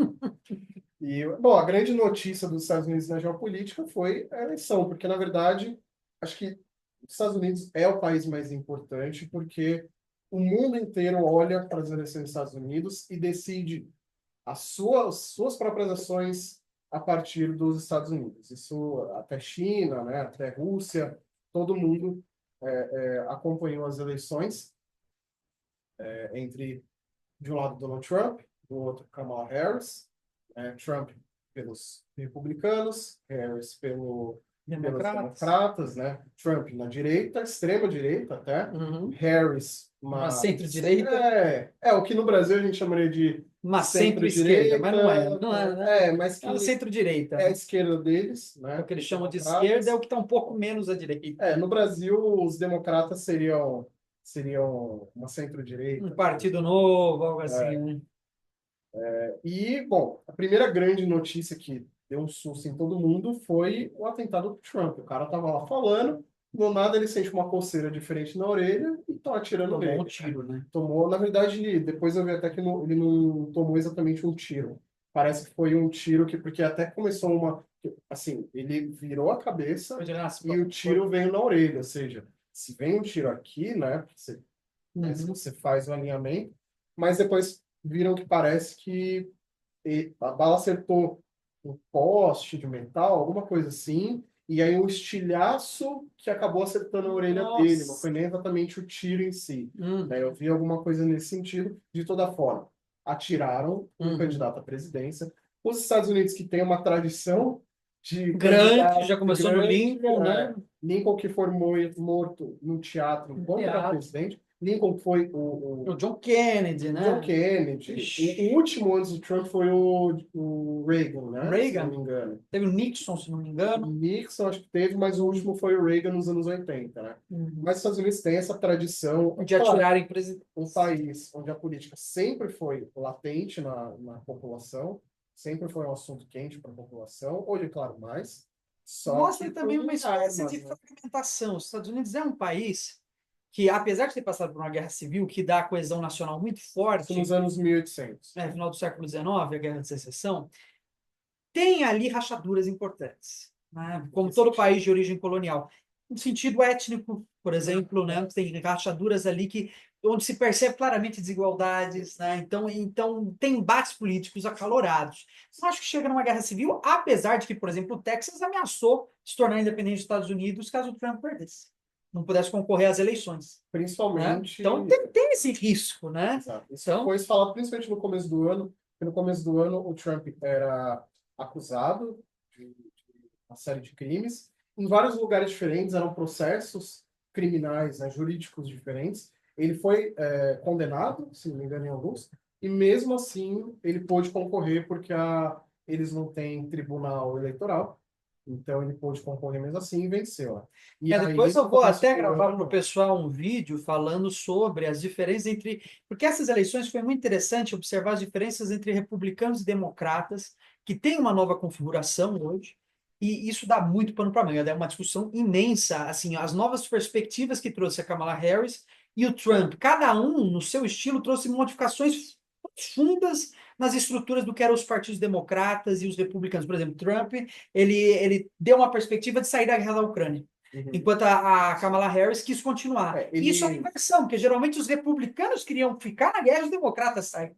Entendeu? Então tem uma série de diferenças na política americana. Mudanças essas que sempre aconteceram. É só lembrar que o Lincoln, que a gente falou, era republicano e foi o presidente que, na prática, acabou com a escravidão e que era favorável à imigração, por exemplo. E só pensar que do lado democrata, o Partido Democrata foi o berço da Ku Klux Klan. Também, sim. Então, hoje você tem essa configuração de democrata à esquerda e republicana à direita. Mas isso historicamente né? precisa ser analisado com mais calma, né? Não é uma coisa tão bem definida, essas mudanças vão acontecer. Se você pegar a história do século XXI, a maior parte foi de uma beligerância dos democratas, entendeu? Obama, né? Foi esse povo aí. Apesar de no discurso os republicanos serem muito mais incisivos, exatamente, de falar do poder militar, intervenções. Lembrando que o Bush, que foi o grande nome das guerras aí no século XXI, era republicano, né? Invasão do Iraque, ele era republicano. E o Project for the New American Century, que foi um projeto elaborado por pensadores de extrema direita, né? Que hoje a gente chama de, como que era o termo? Neocons, né? Neoconservadores, fazem parte dos grupos republicanos, né? E é um documento aí que estabelece diretrizes de invasão do mundo inteiro, né? Para os Estados Unidos. Mas dá muito pano para manga isso daqui, né? Bom, aí até então você tinha então o Trump e o Biden concorrendo, né? A gente falou da Kamala Harris, mas no começo ainda era o Biden. Teve uma série de polêmicas ali. O Biden realmente está bastante idoso. Várias pessoas falando que ele estaria senil, e assim, uma série de. E tá. Uma série de memes, né? Os memes dele aqui na Amazônia, quando ele vai embora, né? Vira de quadro, durante a campanha. Durante a campanha, acho que da Kamala Harris, se não me engano, a Harris já estava candidata, né? Porque depois ele desiste, né? Justamente no dia 21 de julho, ele desiste. A Kamala, que era até então vice, se coloca como candidata à presidência. Se não me engano, depois que a Harris já era candidata, ele vai numa conferência ali de democratas e tal, tá conversando com as pessoas ali da comunidade local de onde ele estava, e chega um cara com um boné do Make America Great Again, e aí ele começa a brincar e tal, e o cara, quer para você? Ah, ele quero. Ele bota e sai andando. E lógico, um monte de foto, até o Biden, até o Biden. Então, assim, claro que é uma piada, é um meme, mas quando você é um público, é um tipo de coisa completamente desafiante. Ele estava mal mesmo, né? Você vê ali claramente que o velho está totalmente gagá, não sabe mais em que mundo ele está. Não tem. Existiu uma teoria. Então, existe uma certa teoria da conspiração que o Biden ser colocado como candidato foi de propósito, né? Deles terem insistido o Biden como presidente, porque toda a retórica republicana, quando era Biden versus Trump, era o Biden está velho demais, o Biden está senil, porque o Biden já está com não sei quantos anos. A gente precisa de alguém mais jovem. Toda a retórica republicana era, vamos colocar o Trump, que é jovem. E aí troca para Kamala, que é muito mais jovem do que o Trump. Então, acaba que deu um efeito rebote. Aí fala, mas vocês não estavam falando que queria alguém mais jovem? Agora exato. Agora que é democrata, inclusive. Ela é a Kamala Harris, né? Então, aqui não deu certo, porque a gente ainda vai ver. Kamala Harris é um incompetente. Desculpa, mas ela é muito ruim. Eu não queria falar nessa palavra, mas realmente foi incompetente. Mas eu acho que... vamos por partes, né? Voltando para a questão do atentado. Sim. Teve também uma teoria da conspiração, porque a gente sabe das ligações entre o Trump e o Steve Bannon como um idealizador de campanha política. O Steve Bannon, que foi o criador da Cambridge Analytica, você não sabe o que é pesquisa, porque é uma coisa gigantesca, extremamente importante. Tem documentários na Netflix. Tem documentários na Netflix, chama Dilema das Redes? Não. Privacidade Hackeada. Privacidade Hackeada. Assista Privacidade Hackeada. E teve uma certa teoria da conspiração, porque o Bolsonaro foi assessorado pelo Bannon em 2018. Exatamente. Quando ele sofreu aquele ataque lá, da facada. E o Trump agora, em 2020, viu que deu certo. Teria supostamente copiado. Né? Aí depois foram ver que o atirador, ele parecia que era um republicano insatisfeito. Ele já tinha, ele fazia parte do partido. Né? Republicano. Ou seja, não era do campo contrário ao Trump, mas parece que ele achava que os republicanos não estavam fazendo o suficiente. Isso. Ele tinha uma série de questões. Então, extremismo dentro dos republicanos. Dentro dos republicanos, querendo dizer, o Trump é o cara certo, mas ele não faz o que é preciso. Precisa ser mais incisivo. Então, precisa de um cara que faça o que é preciso, enfim. Então, mas teve essa teoria da conspiração. Eu nunca comprei isso, porque... É difícil, né? Tudo é possível em política. Exato. Tudo é possível. Falar que é impossível, não vou. Mas a gente precisaria de dados confiáveis para discutir. Não dá para dizer, porque ele estava já como preferido. Mas você sabe que isso é muito comum em política. Você lembra que, eu me lembro até hoje que durante as eleições, a eleição do Collor, né, o Collor, a equipe dele jogava um pozinho branco no ombro dele para parecer caspa. Para mostrar que ele era o homem do povo. Eu tenho caspa, eu sou... Bronzeava para parecer que pegava sol. Pegava sol, aquele aspecto cansado. Jogava borrifador de água para parecer suor. Isso, então tudo isso é feito em toda uma performance. E o Trump, ele é mestre disso. Porque ele toma um tiro, vem 1 milhão de E agentes pra exatamente, o cima. modo como aquilo se desenrolou ficou muito estranho, porque ele tomou um tiro, Ele tinha tirou um o tiro. fotógrafo preparado Não, para mas tirar isso uma já foto. tinha, mas isso Tudo bem, mas ele tirou uma foto com a mão eu erguida, com a também bandeira achei dos Estados estranho. Unidos no fundo, Eu assim. também achei estranho de que, o que Nossa aconteceu? Senhora. Quando você tem esse, e aí eu Mas tudo bem, até tinha fotógrafos. eu até fui estudar um pouco de fotografia. É normal que se Uhum. tenha, ainda mais assim, o presidente, o Já possível na podia ter época, alguém preparado para tirar com a não, você bandeira. tinha dezenas de fotógrafos, Sim. você não tinha um fotógrafo ali. E por acaso O você que se teve destacou foi né? aquele. Exato, teve Isso. provavelmente milhares, milhares, milhares de fotos daquele instante exato. E Mas deu muito dessa certo para ele, né? deu muito certo, Nossa porque Senhora. ele toma um tiro, vem vários agentes cobrir ele, fala, Aham. vamos sair daqui, vamos sair daqui. Na hora de sair, ele fala, peraí. Ele vira pro povo, levanta a mão e fala, fight, fight, fight, né? Lute, lute, lute. Então, assim, é um político nato, esse cara. Ele é, Ele é, isso ele é muito habilidoso. Não tem o cantador de que dizer. cobra. E aí, bom, no dia 6 de novembro, depois de uma margem apertada, logo antes das eleições, ali 2 semanas antes, estava se pintando até que a Kamala Harris Kamala Harris podia ia ganhar. ganhar. Ele ganhou com folga. Ganhou, e ganhou com folga. Ganhou com E aí tem folga. todas as questões de que o Os sistema colégios deles eleitorais. não é uma eleição direta, não você tem você não tem uma certa universalização do Você tem voto. estados que têm mais peso do que Sim. outros, né? Não, e lá as votações acontecem, se não me engano, numa terça-feira, e você não é obrigado a ir votar, Não é e o obrigado. seu chefe não é obrigado a te deixar votar. Então, se Uhum. você trabalha, por exemplo, num restaurante, né, e fala, chefe, eu quero ir votar. Se ele falar, não, não dá aqui hoje, você vai ficar trabalhando, você não vai votar. Uhum. Então, acaba tendo aí umas questões tal, e também tem E um você cálculo que precisa pega ser o mapa, é feito. interessante ver como a grande parcela das regiões interioranas dos Estados Unidos deu vitória para o Trump. Sim. Parecido um pouco com o Brasil, no sentido de que grandes cidades e metrópoles acabam assumindo pautas mais Apesar que cosmopolitas teve de grandes esquerda. metrópoles que deram Teve, vitória para o Trump também, na teve também, Flórida, teve. por Por exemplo. isso que ele ganhou, né? Exato. Então, Senão e ele não ele ganharia ganhou, não também. só ele ganhou no colégio eleitoral, que é Ah, o que importa, é o que faz ele virar presidente, só para lembrar, quando o Trump disputou com a Hillary Clinton, ela ganhou no voto popular, quer essa era dizer, uma disso. mais pessoas votaram na Hillary Clinton do que no Trump, e ele virou presidente. Por quê? Porque ele Porque o ganhou no colégio, colégio, e aí tem todo o cálculo, enfim, estranho. uma matemática ali que não é trivial, assim, Aham. fazer as contas, mas no fim ele ganhou com folga. E ele ganhou, assim, eu lembro até hoje, quando ele saiu da Casa Branca, depois daqueles atentados, no 6 de outubro, né? Não sei se 6 ou 8, que teve do Brasil também. Tudo Acho que junto. era 6 de outubro. Aham. Quando ele sai da presidência, né, e depois dessa confusão, ele sai da Casa Branca de helicóptero, estão filmando, ele chega na câmera ele aponta e fala, We will be back. Nós voltaremos. E vai voltar agora, né? Então, ele volta muito mais forte, não só por ser reeleito, né, que por si só já traz uma força maior, quer dizer, eles me Aham. escolheram de novo, quer dizer, de certa forma, até uma força maior do que uma reeleição direta, né? Uhum. Tinham dúvidas sobre mim, me tiraram daqui, mas agora viram que era melhor ter continuado comigo. Né? É isso Uhum. que deve estar na cabeça dele Reforçou, agora. né? E ele traz ali pautas estranhíssimas, mas ele vai ter um apoio do Congresso e do Tá, Senado. é.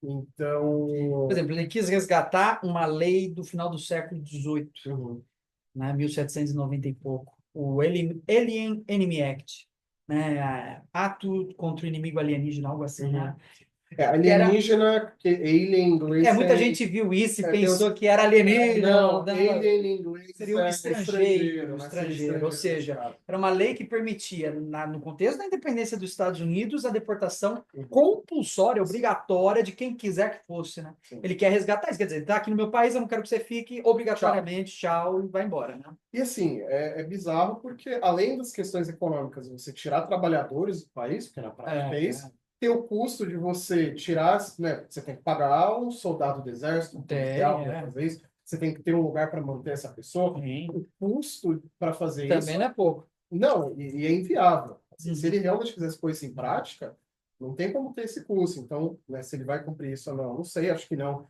Porque Talvez tenha tido maior força retórica. uma força retórica, talvez ele queira cumprir isso em certa medida, e enfim, política também é muito da retórica, ele pode falar depois, me impediram, enfim. Mas existe também a polêmica desse ano do projeto 2025. que é um dito projeto que o Trump não endossou particularmente, até onde eu sei, mas que estava ali na boca dos neocons, que seriam esses ultraconservadores, né, de direita, que é um projeto de reestruturação de todo o Estado. Essa que é a ideia. De você tirar quaisquer opositores políticos do governo de situação, manter só pessoas que concordem com o governo nas instituições, e isso é muito sintomático porque os Estados Unidos, ele é uma democracia muito diferente do Brasil. A gente tem uma democracia de uma tradição muito diferente da dos Estados Unidos.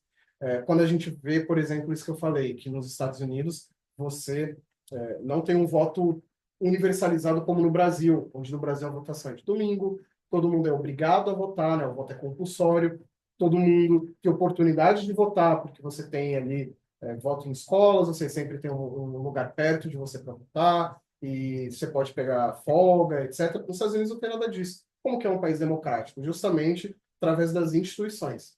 Os Estados Unidos têm uma tradição democrática muito mais centrada nas instituições, no funcionamento independente das instituições desgarradas do governo de situação, para que você tenha um país ali funcionando de forma democrática, funcionando bem e funcionando com liberdade de opiniões, enfim, toda a ideia americana de democracia. Quando você tem um projeto, por mais que o Trump não tenha endossado particularmente, mas que todo o entorno dele, né, estava ali entrado nesse projeto 2025 de reestruturação do Estado, de aprisionamento das instituições por parte do governo de situação, tirar opositores políticos de postos administrativos das instituições que fazem o país funcionar. Lembrando que os Estados Unidos é muito mais federalizado que o Brasil. Os estados têm muito mais autonomia em relação ao governo central, né?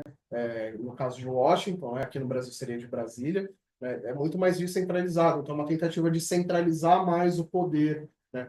Tudo isso ameaça a democracia dos Estados Unidos pelo simples fato de que os Estados Unidos foi criado como um país onde as instituições representam a democracia, representam o funcionamento democrático deles, né? Então, é um ataque direto seria, né? É um ataque, se for posto em prática, Sim. de novo, mas é bem preocupante o que isso representa. Vamos ver se ele realmente vai pôr em prática, se é retórica. De novo, ele mesmo não falou que queria pôr isso em prática, mas os apoiadores dele disseram que então, sim. ele também falou das taxações, acho que esses foram os grandes assuntos aí, as taxações que ele promete fazer.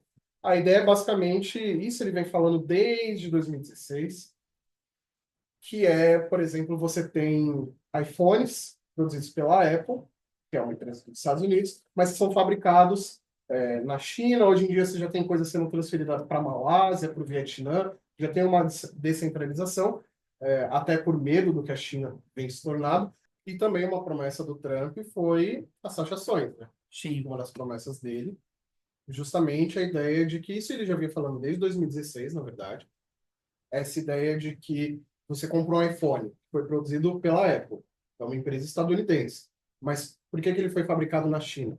Hoje até está mudando ali para Malásia, Vietnã, né? Até por medo do que a China vem se tornando, mas o que o Trump fala, a retórica dele é, se o iPhone foi produzido pela Apple, que é uma empresa estadunidense, ele tem que ser fabricado com mãos estadunidenses, americanas. Uhum. Então, a ideia de trazer as fábricas de volta e tal. Isso veio desde o governo anterior dele, Sim, quando ele resolveu sair do NAFTA. mas NAFTA não existe desde mais. as eleições, né, a palavra que ele mais falava nas eleições antes de 2016 para ser eleito era China. Isso, Eu lembro isso. até de memes que a galera fazia música, a música inteira era o Trump falando China. China, China, China, China. Ele ficava o tempo todo. Então, a obsessão dele é China até hoje. É mesmo. A política dele, ele vai virar presidente agora, ele vai pegar a lista de tarefas dele de manhã, a primeira prioridade é China, segunda China, terceira China. Então é isso que está na cabeça dele. E a grande proposta que ele trouxe são taxações, quer dizer, em alguns casos taxar 100%, ou seja, dobrar o preço de um produto chinês que ele ganha da China. Isso eu resvalou no Brasil, porque o Brasil taxa os produtos dos Estados Unidos de forma muito forte, a gente percebe isso. Qualquer pessoa já ouviu falar que, pô, você quer comprar um iPhone, um videogame, um negócio aqui dos Estados Unidos, você paga muito caro no Brasil. Se você pega um avião, vai para os Estados Unidos, por vezes sai mais barato fazer essa viagem, comprar lá em dólar, do que comprar daqui do Brasil. Então, o Trump falou, a gente vai impor taxações para o Brasil como eles taxam a gente. A ideia dele é ter uma isonomia taxatória, ou seja, se o Brasil taxa em 40%, 50% o produto dos Estados Unidos, os Estados Unidos vai pegar uma soja que vem do Brasil, uma laranja que vem do Brasil e vai taxar em 40%, 50% também. Exatamente. Vamos ver como isso vai se desenrolar, vamos ver se ele vai realmente fazer isso, né? Mas essa tem sido a promessa dele, e caso ele faça, quais vão ser as repercussões, as consequências, porque se você tem produtos chegando da China muito barato, os cidadãos estadunidenses estão consumindo esses produtos chineses, né? E até produtos de empresas americanas, estadunidenses, que vêm da China porque são fabricados lá. Se você taxa, o cidadão paga mais caro. Sim, sim. E aí, o cidadão que votou no Trump vai estar feliz com produtos ficando mais caros? A questão dos Estados Unidos é porque, assim, querendo ou não, eles não são extremamente dependentes do que vem de fora, apesar do mercado chinês ser muito forte, né? Quer dizer, eles conseguem encontrar recursos nacionais de empresas nacionais. E por isso que não impacta tanto ele como impactaria um brasileiro. Sim, o Brasil isso Entendeu? seria Fudeu, né? impensável. Não tem como no Brasil. É. O Haddad que queria taxar um monte de coisa, terra, porque você não tem outra opção. Exato. Nos Estados Unidos, apesar de que não é totalmente, você Não é depende de totalmente, muita é coisa, isso. né? Se você taxa, por exemplo, o iPhone porque ele veio de uma fábrica chinesa, mas ele é da Apple. Né? Então, como é que fica isso? É uma coisa que o primeiro impacto, com certeza, é a inflação, né? E até você conseguir trazer uma produção interna novamente. É muito Tem uma difícil, certa ele não vai crise. conseguir taxar tudo, ele vai ter que encontrar Exato. produtos específicos. Exato. E tem uma tal. certa crise de identidade, o americano, que sonha ainda com aquele mundo dos anos 50, onde o American Way of o American Life. Way of Life, onde a pessoa comum era um trabalhador de fábrica. Exatamente. Hoje, o trabalhador comum não é mais um trabalhador de fábrica, é um trabalhador de escritório. Quando o Trump propõe trazer as fábricas de volta para os Estados Unidos, será que esse cidadão comum Se identifica, né? ele se identifica? Será que ele quer voltar a ser esse Mas chão de o fábrica? prognóstico dele é bom, porque os Estados Unidos é um dos principais motivos dessa crise com a China, é o fato de que os Estados Unidos, durante o século XX, transicionou de uma economia de potência industrial para uma economia financeira. Então, E de informação. E de informação, né? Então, quer dizer, tecnologicamente, claro, tudo isso. Mas os Estados Unidos diminuiu a sua importância industrial, que era muito maior.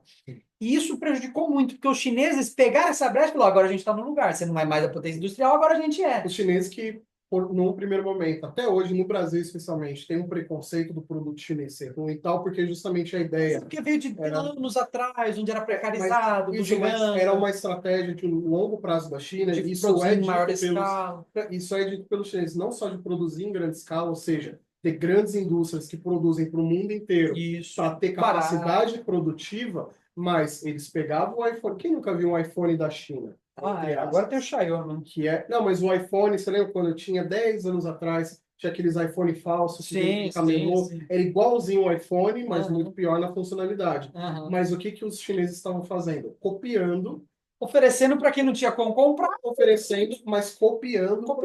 Mas copiando de forma pior, mas cada vez melhor até que faz uma Xiaomi. Pega a mesma fábrica. Mas eles são especialistas nisso, em fazer tem até o nome que é engenharia reversa, né? Você pega o produto lá de fora, tenta copiar, fazer de uma outra E eles já produzem, eles estão produzindo, então para eles e agora estão muito além. Muito além. Então, se você tem uma fábrica de iPhone, você cria uma igual, você coloca depois os mesmos funcionários que estavam na fábrica de iPhone produzindo iPhone, você coloca nessa outra fábrica, mas agora você está produzindo um Xiaomi.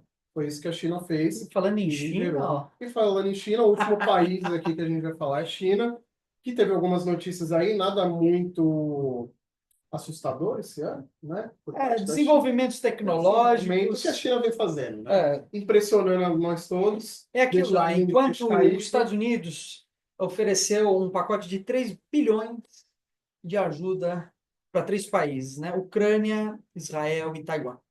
Nesse mesmo dia, foi emblemático, foi simbólico, nesse mesmo dia que os Estados Unidos ofereceu 3 bilhões para essas guerras, a China ofereceu um pacote de 3 bilhões para o desenvolvimento das rotas da seda, desenvolvimento de integração econômica. Ou seja, enquanto um país está apostando em guerras, no sentido de manter sua hegemonia, o outro está falando, não, a gente está querendo ganhar dinheiro, expandir comércio, ferrovia, estrada, aeroporto, porto. Então, é emblemático como os chineses, quando a gente vai ver notícias, por exemplo, essa guerra com Taiwan já teria explodido há muito tempo se fosse algum outro país. Os chineses têm uma capacidade diplomática grande e, principalmente, é isso. O que a gente não quer se meter em guerra. A gente quer conseguir grana, a gente quer dinheiro. Todo mundo fique de boa. Todo mundo fique de boa. Se der para todo mundo ganhar para a gente é melhor, né? E a gente Até está com então. desenvolvimento. Até então é isso, né? Tem a questão do imperialismo chinês. Isso daí tem vídeo lá no meu canal, comenta alguma coisinha, mas dá para aprofundar. Mas vamos aqui. Vamos lá. China de notícias a gente tem no dia 14 de maio. A China produziu um carro elétrico capaz de rodar 2.000 quilômetros com uma única carga. Esse daí é top, né? Dá para ir de Nova York até a Flórida ou de Salvador até São Paulo. Uma carga só, direto. o cara vai. E o mais engraçado é o seguinte: você teve ao longo do ano também uma série de rusgas com Elon Musk, em relação ao BYD, principalmente, mas há outras marcas de veículos. Starlink também, porque os chineses estão com o projeto de lançar não sei quantos milhares de satélites. Já lançaram, né? E nos Estados Unidos, o Elon Musk está fazendo lobby para impedir trens e veículos de alta velocidade para obrigar que quem use o Tesla precise rodar, por exemplo, uma distância de Nova York até o Texas, por exemplo, carregando ao longo do caminho para gerar lucro para a empresa dele. Uhum. Ele tem esse interesse, ele faz lobby nisso. Na China, eles desenvolveram esse carro que tem essa grande capacidade e o que me chegou, a notícia que eu vi é nenhum chinês usa isso. Porque nenhum chinês precisa, porque se ele precisa percorrer de uma ponta a outra de um país, sem falar que ele vai de trem. De trem, exatamente. Tá ligado super rápido, rapidinho, chega. E ele não precisa usar. O desenvolvimento econômico chinês é assustador, É assustador. né? E você vê isso mesmo que você falou com o Elon Musk, os chineses estão muito à frente nesse sentido, né?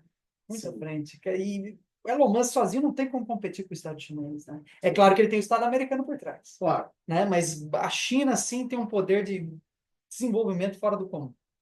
E, respondendo às preces do Elon Musk, no dia 14, ou seja, 14 de no maio. mesmo dia que sai a notícia que a China produz esse carro elétrico de 2.000 quilômetros de capacidade, o Joe Biden quadruplica impostos sobre os veículos que venham da China. Ou seja, os Estados Unidos está com medo, a Europa também está com medo dessa inserção de veículos chineses. Enquanto que no Brasil, não sei você, eu não tenho, infelizmente, não tenho números para falar disso aqui, mas a minha percepção é que 2024 explodiu o BYD. Eu vejo o BYD agora todo dia que eu saio na rua, eu vejo algum BYD. Eu conheço parente que comprou carro da BYD.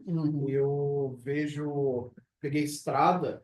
Está crescendo, né? Grandes, não sei se era loja, se era só centro, mas vi assim, um prédio gigantesco com BYD escrito. Assim, shopping, você tem aqueles carros que estão do shopping BYD ali. Então, assim, a China tá fazendo um trabalho bem forte de penetração no mercado brasileiro. E também teve polêmicas, né, que a gente pode deixar para a política nacional, mas tinha inclusive denúncias de trabalho análogo à escravidão na Bahia por parte de uma terceirizada da BYD. Então é bom lembrar também o projeto dos chineses, nessa onda de investimentos do Brasil, que é ligar o Brasil com o Pacífico, o Oceano Pacífico, Atlântico Pacífico, através do Sudeste, aqui no Brasil, passando pelo Peru, que é um investimento bilionário chinês no Brasil, que pode se realizar.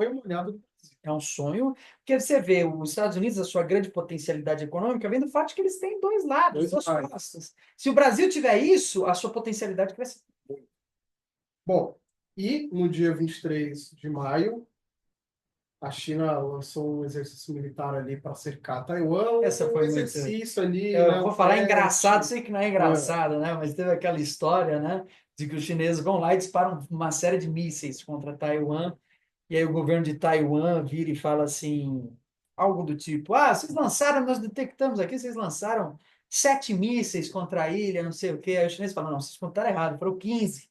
Foi mais ou menos isso que aconteceu, né? Quer dizer, os caras estão acirrando nesse negócio. Estão fechando ali um cerco, né? Apesar de não chegar num confronto direto, é uma pressão. E principalmente uma alfinetada nos Estados Unidos, né? Querendo dizer, a gente, né, tem essa possibilidade, não vamos, mas, né, fica essa coisa vai, não fica, mas até então, né, lembrando que o grande risco hoje de guerra mundial é Taiwan e o Mar do Sul da China.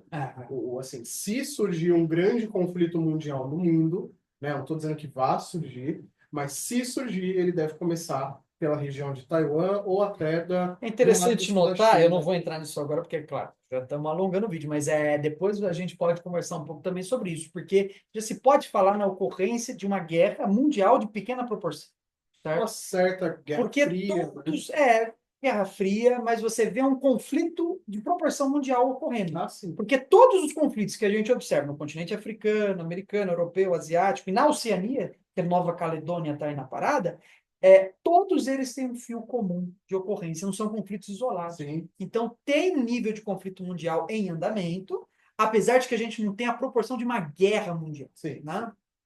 Isso não dá para saber se vamos ter, porque em todas as outras guerras não tínhamos o componente nuclear. Então hoje o mundo é muito diferente. Né? A China tem uma postura Se não diferente. fosse o armamento nuclear, muito provavelmente poderíamos já estar desse tipo. E aí chega isso, chegar na guerra nuclear aí é problemático.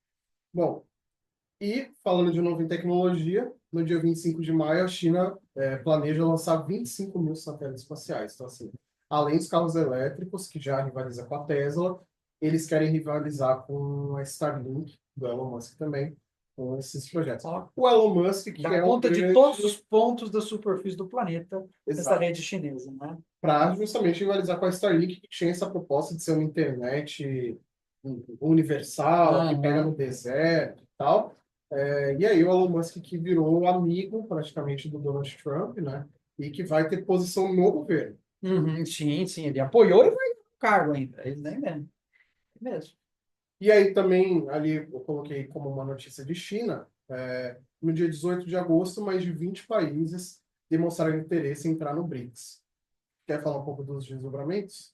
A gente vê aí a expansão do BRICS, uma expansão muito importante. A gente sabe que a presidente do Banco do BRICS é a Dilma, né, que tem feito de um sucesso econômico nunca visto, né, nos últimos anos, pela muito China. querida pelos chineses, recebeu premiações direto com o Xi Jinping, que está sendo, inclusive, homenageado hoje na nossa Os mesa. chineses, eles têm uma questão quase pessoal com a Dilma, de lembrar do governo dela e de respeitar ela, inclusive enquanto pessoa. Um respeito muito grande. Respeito Tanto que ela recebeu a medalha direto da mão do Xi Jinping, que para os chineses esse ato simbólico é muito importante. Né? Uma liderança máxima do seu país entregando um prêmio, não é brincadeira, né?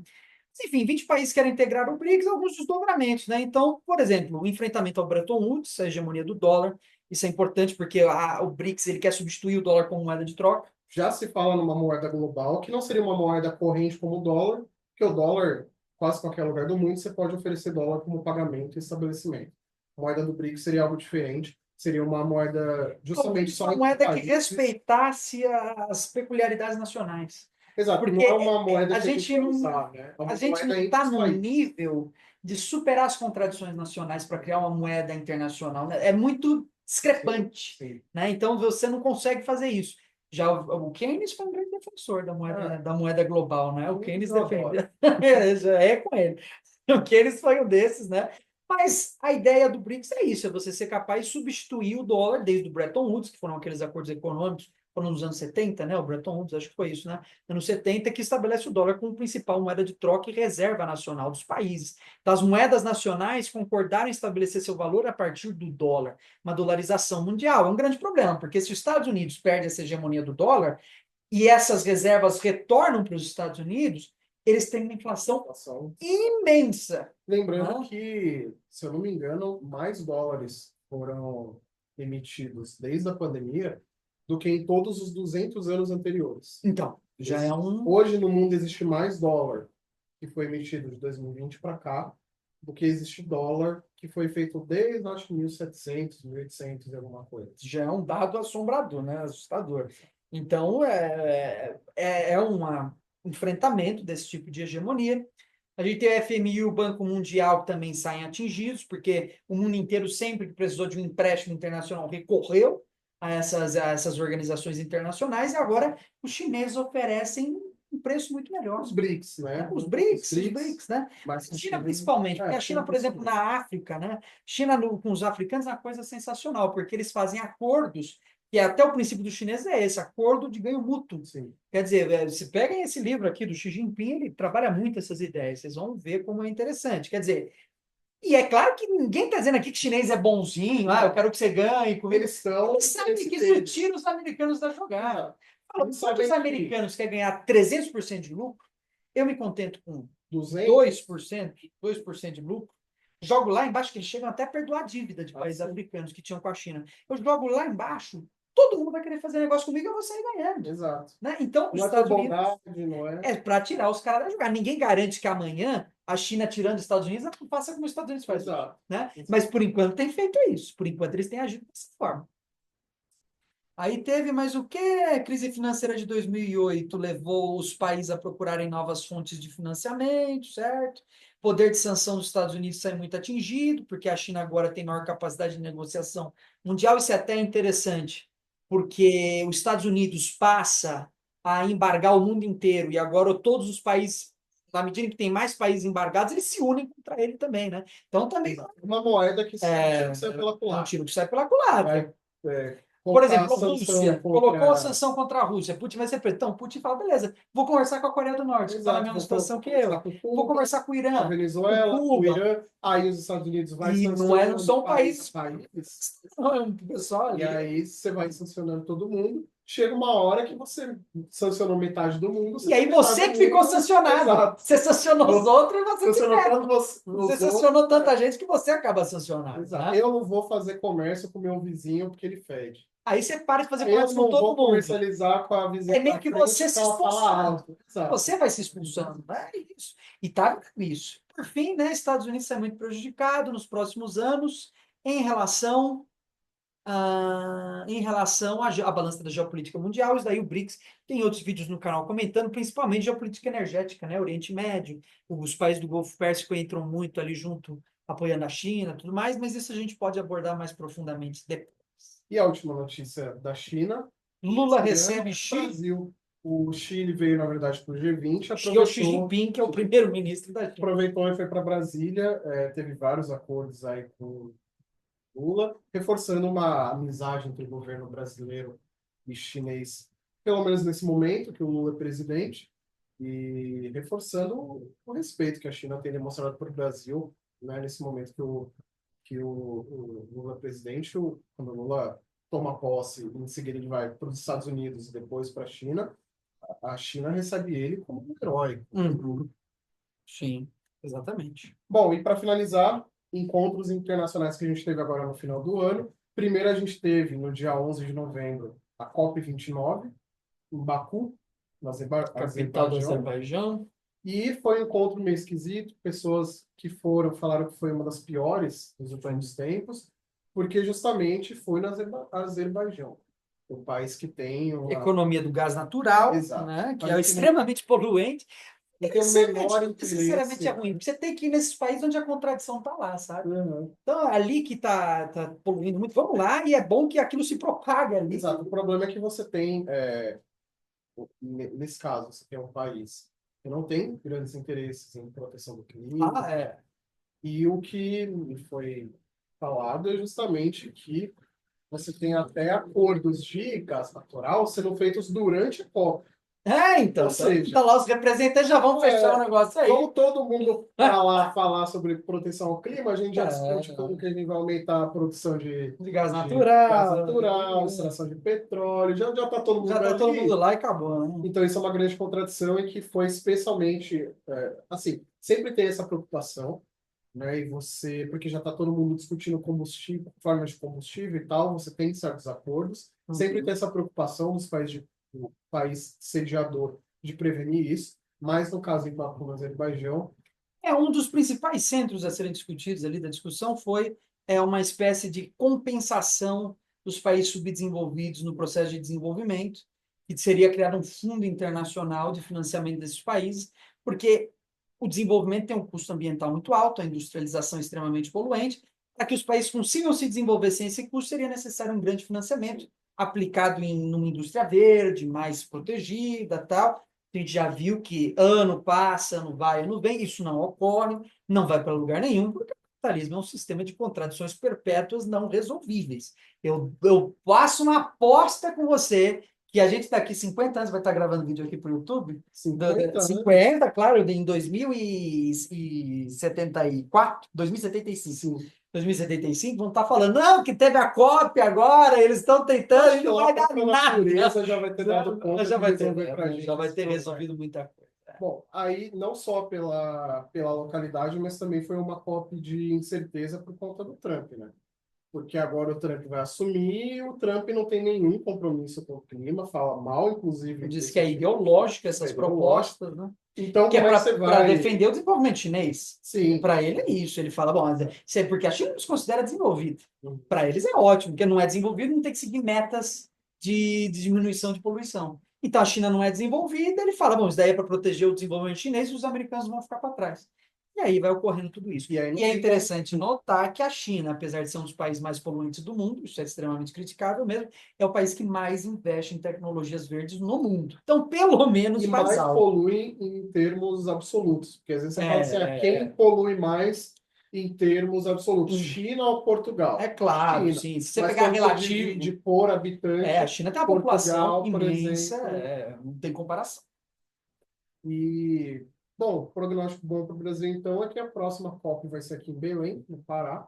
Então, aí o Brasil tem oportunidade de Vai ser. ser em Belém, no Pará. Não sei, diga. O que vai ser em Belém? Pra Que gente. acharam que era Belém, que Jesus Que é nasceu. Belém onde Deus nasceu, Jesus E aí nasceu. falaram, vão para lá, registraram errado na planilha. Registrou E aí, errado, pode ser. putz, agora vai ter que ser lá mesmo. Vai Já comprei ser. passagem. Vai ser em Belém. Por quê? Porque é o seguinte, ó. É, o Brasil acabou, né, há poucos anos, né, descobriu, e recentemente a gente viu com maior profundidade, a extensão da margem equatorial, que é a margem de petróleo que vem desde a Venezuela, passando pelas Guianas, chegando ao estado do Amapá, até a foz do Amazonas, onde está Amapá e Pará. Então, essa região está no foco dessas discussões agora. E aí entra a questão: o Lula vai querer ou não explorar a margem equatorial? Vai, com certeza. Apesar de que dizem que há um risco enorme, mas não há, porque a margem equatorial está 500 quilômetros distante da foz do Rio Amazonas, com correntes, inclusive marítimas, que não levam, né? Porque qual é o grande perigo? Você estourar, né, e ter uma contaminação de petróleo gigantesca ali, né?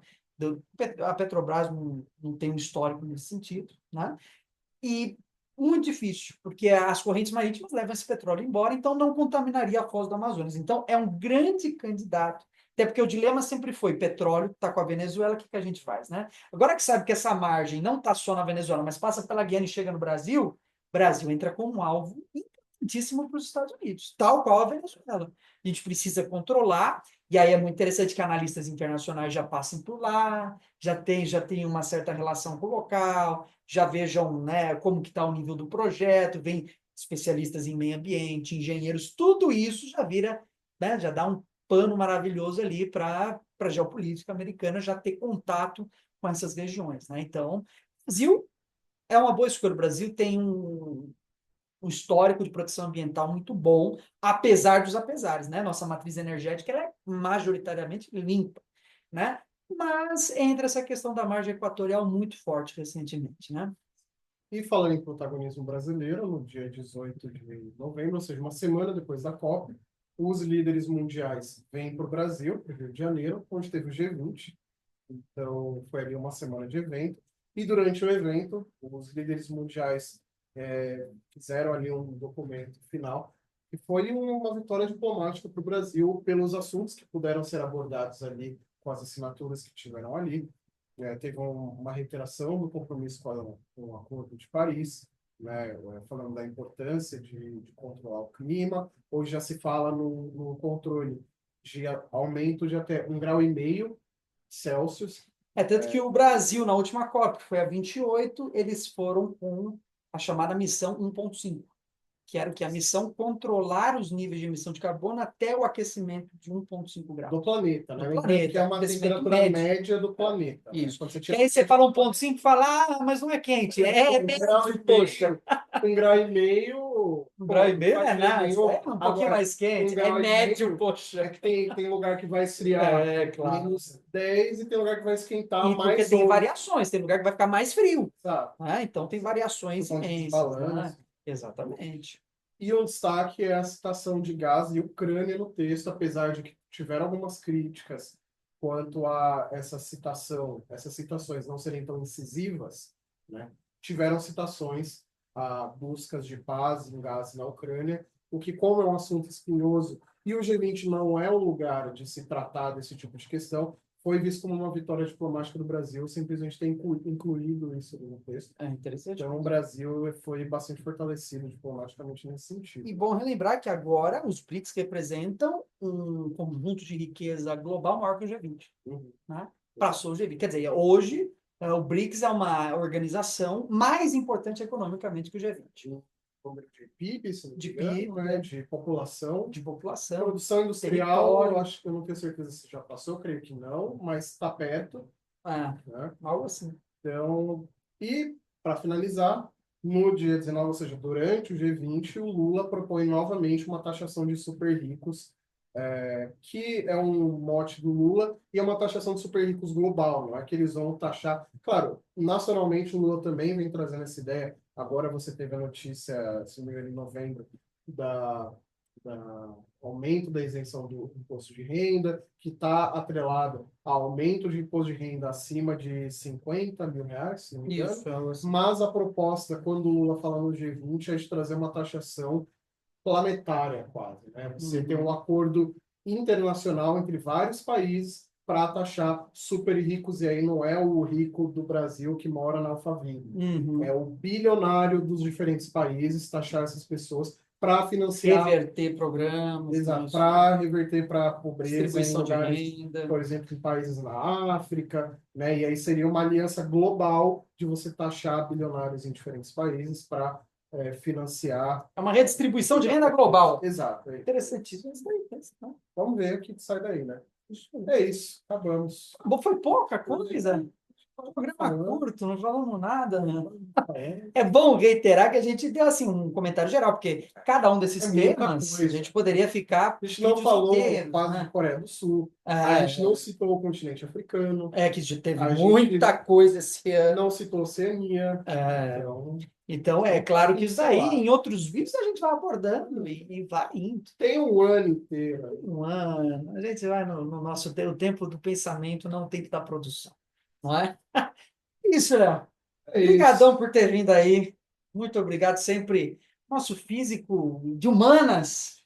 O cara ele é especialista em tudo, físico, agora matemática, fazendo mestrado em matemática, e olha como comenta tudo aqui, né? Você está vendo? Ouça o xadrez verbal, fazer propaganda aqui. Faz, mas o xadrez verbal vai fazer propaganda nossa também.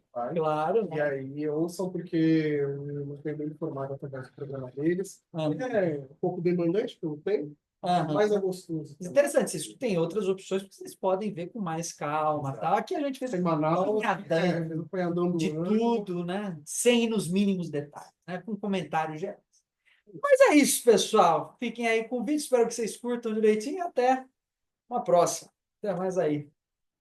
Acabou.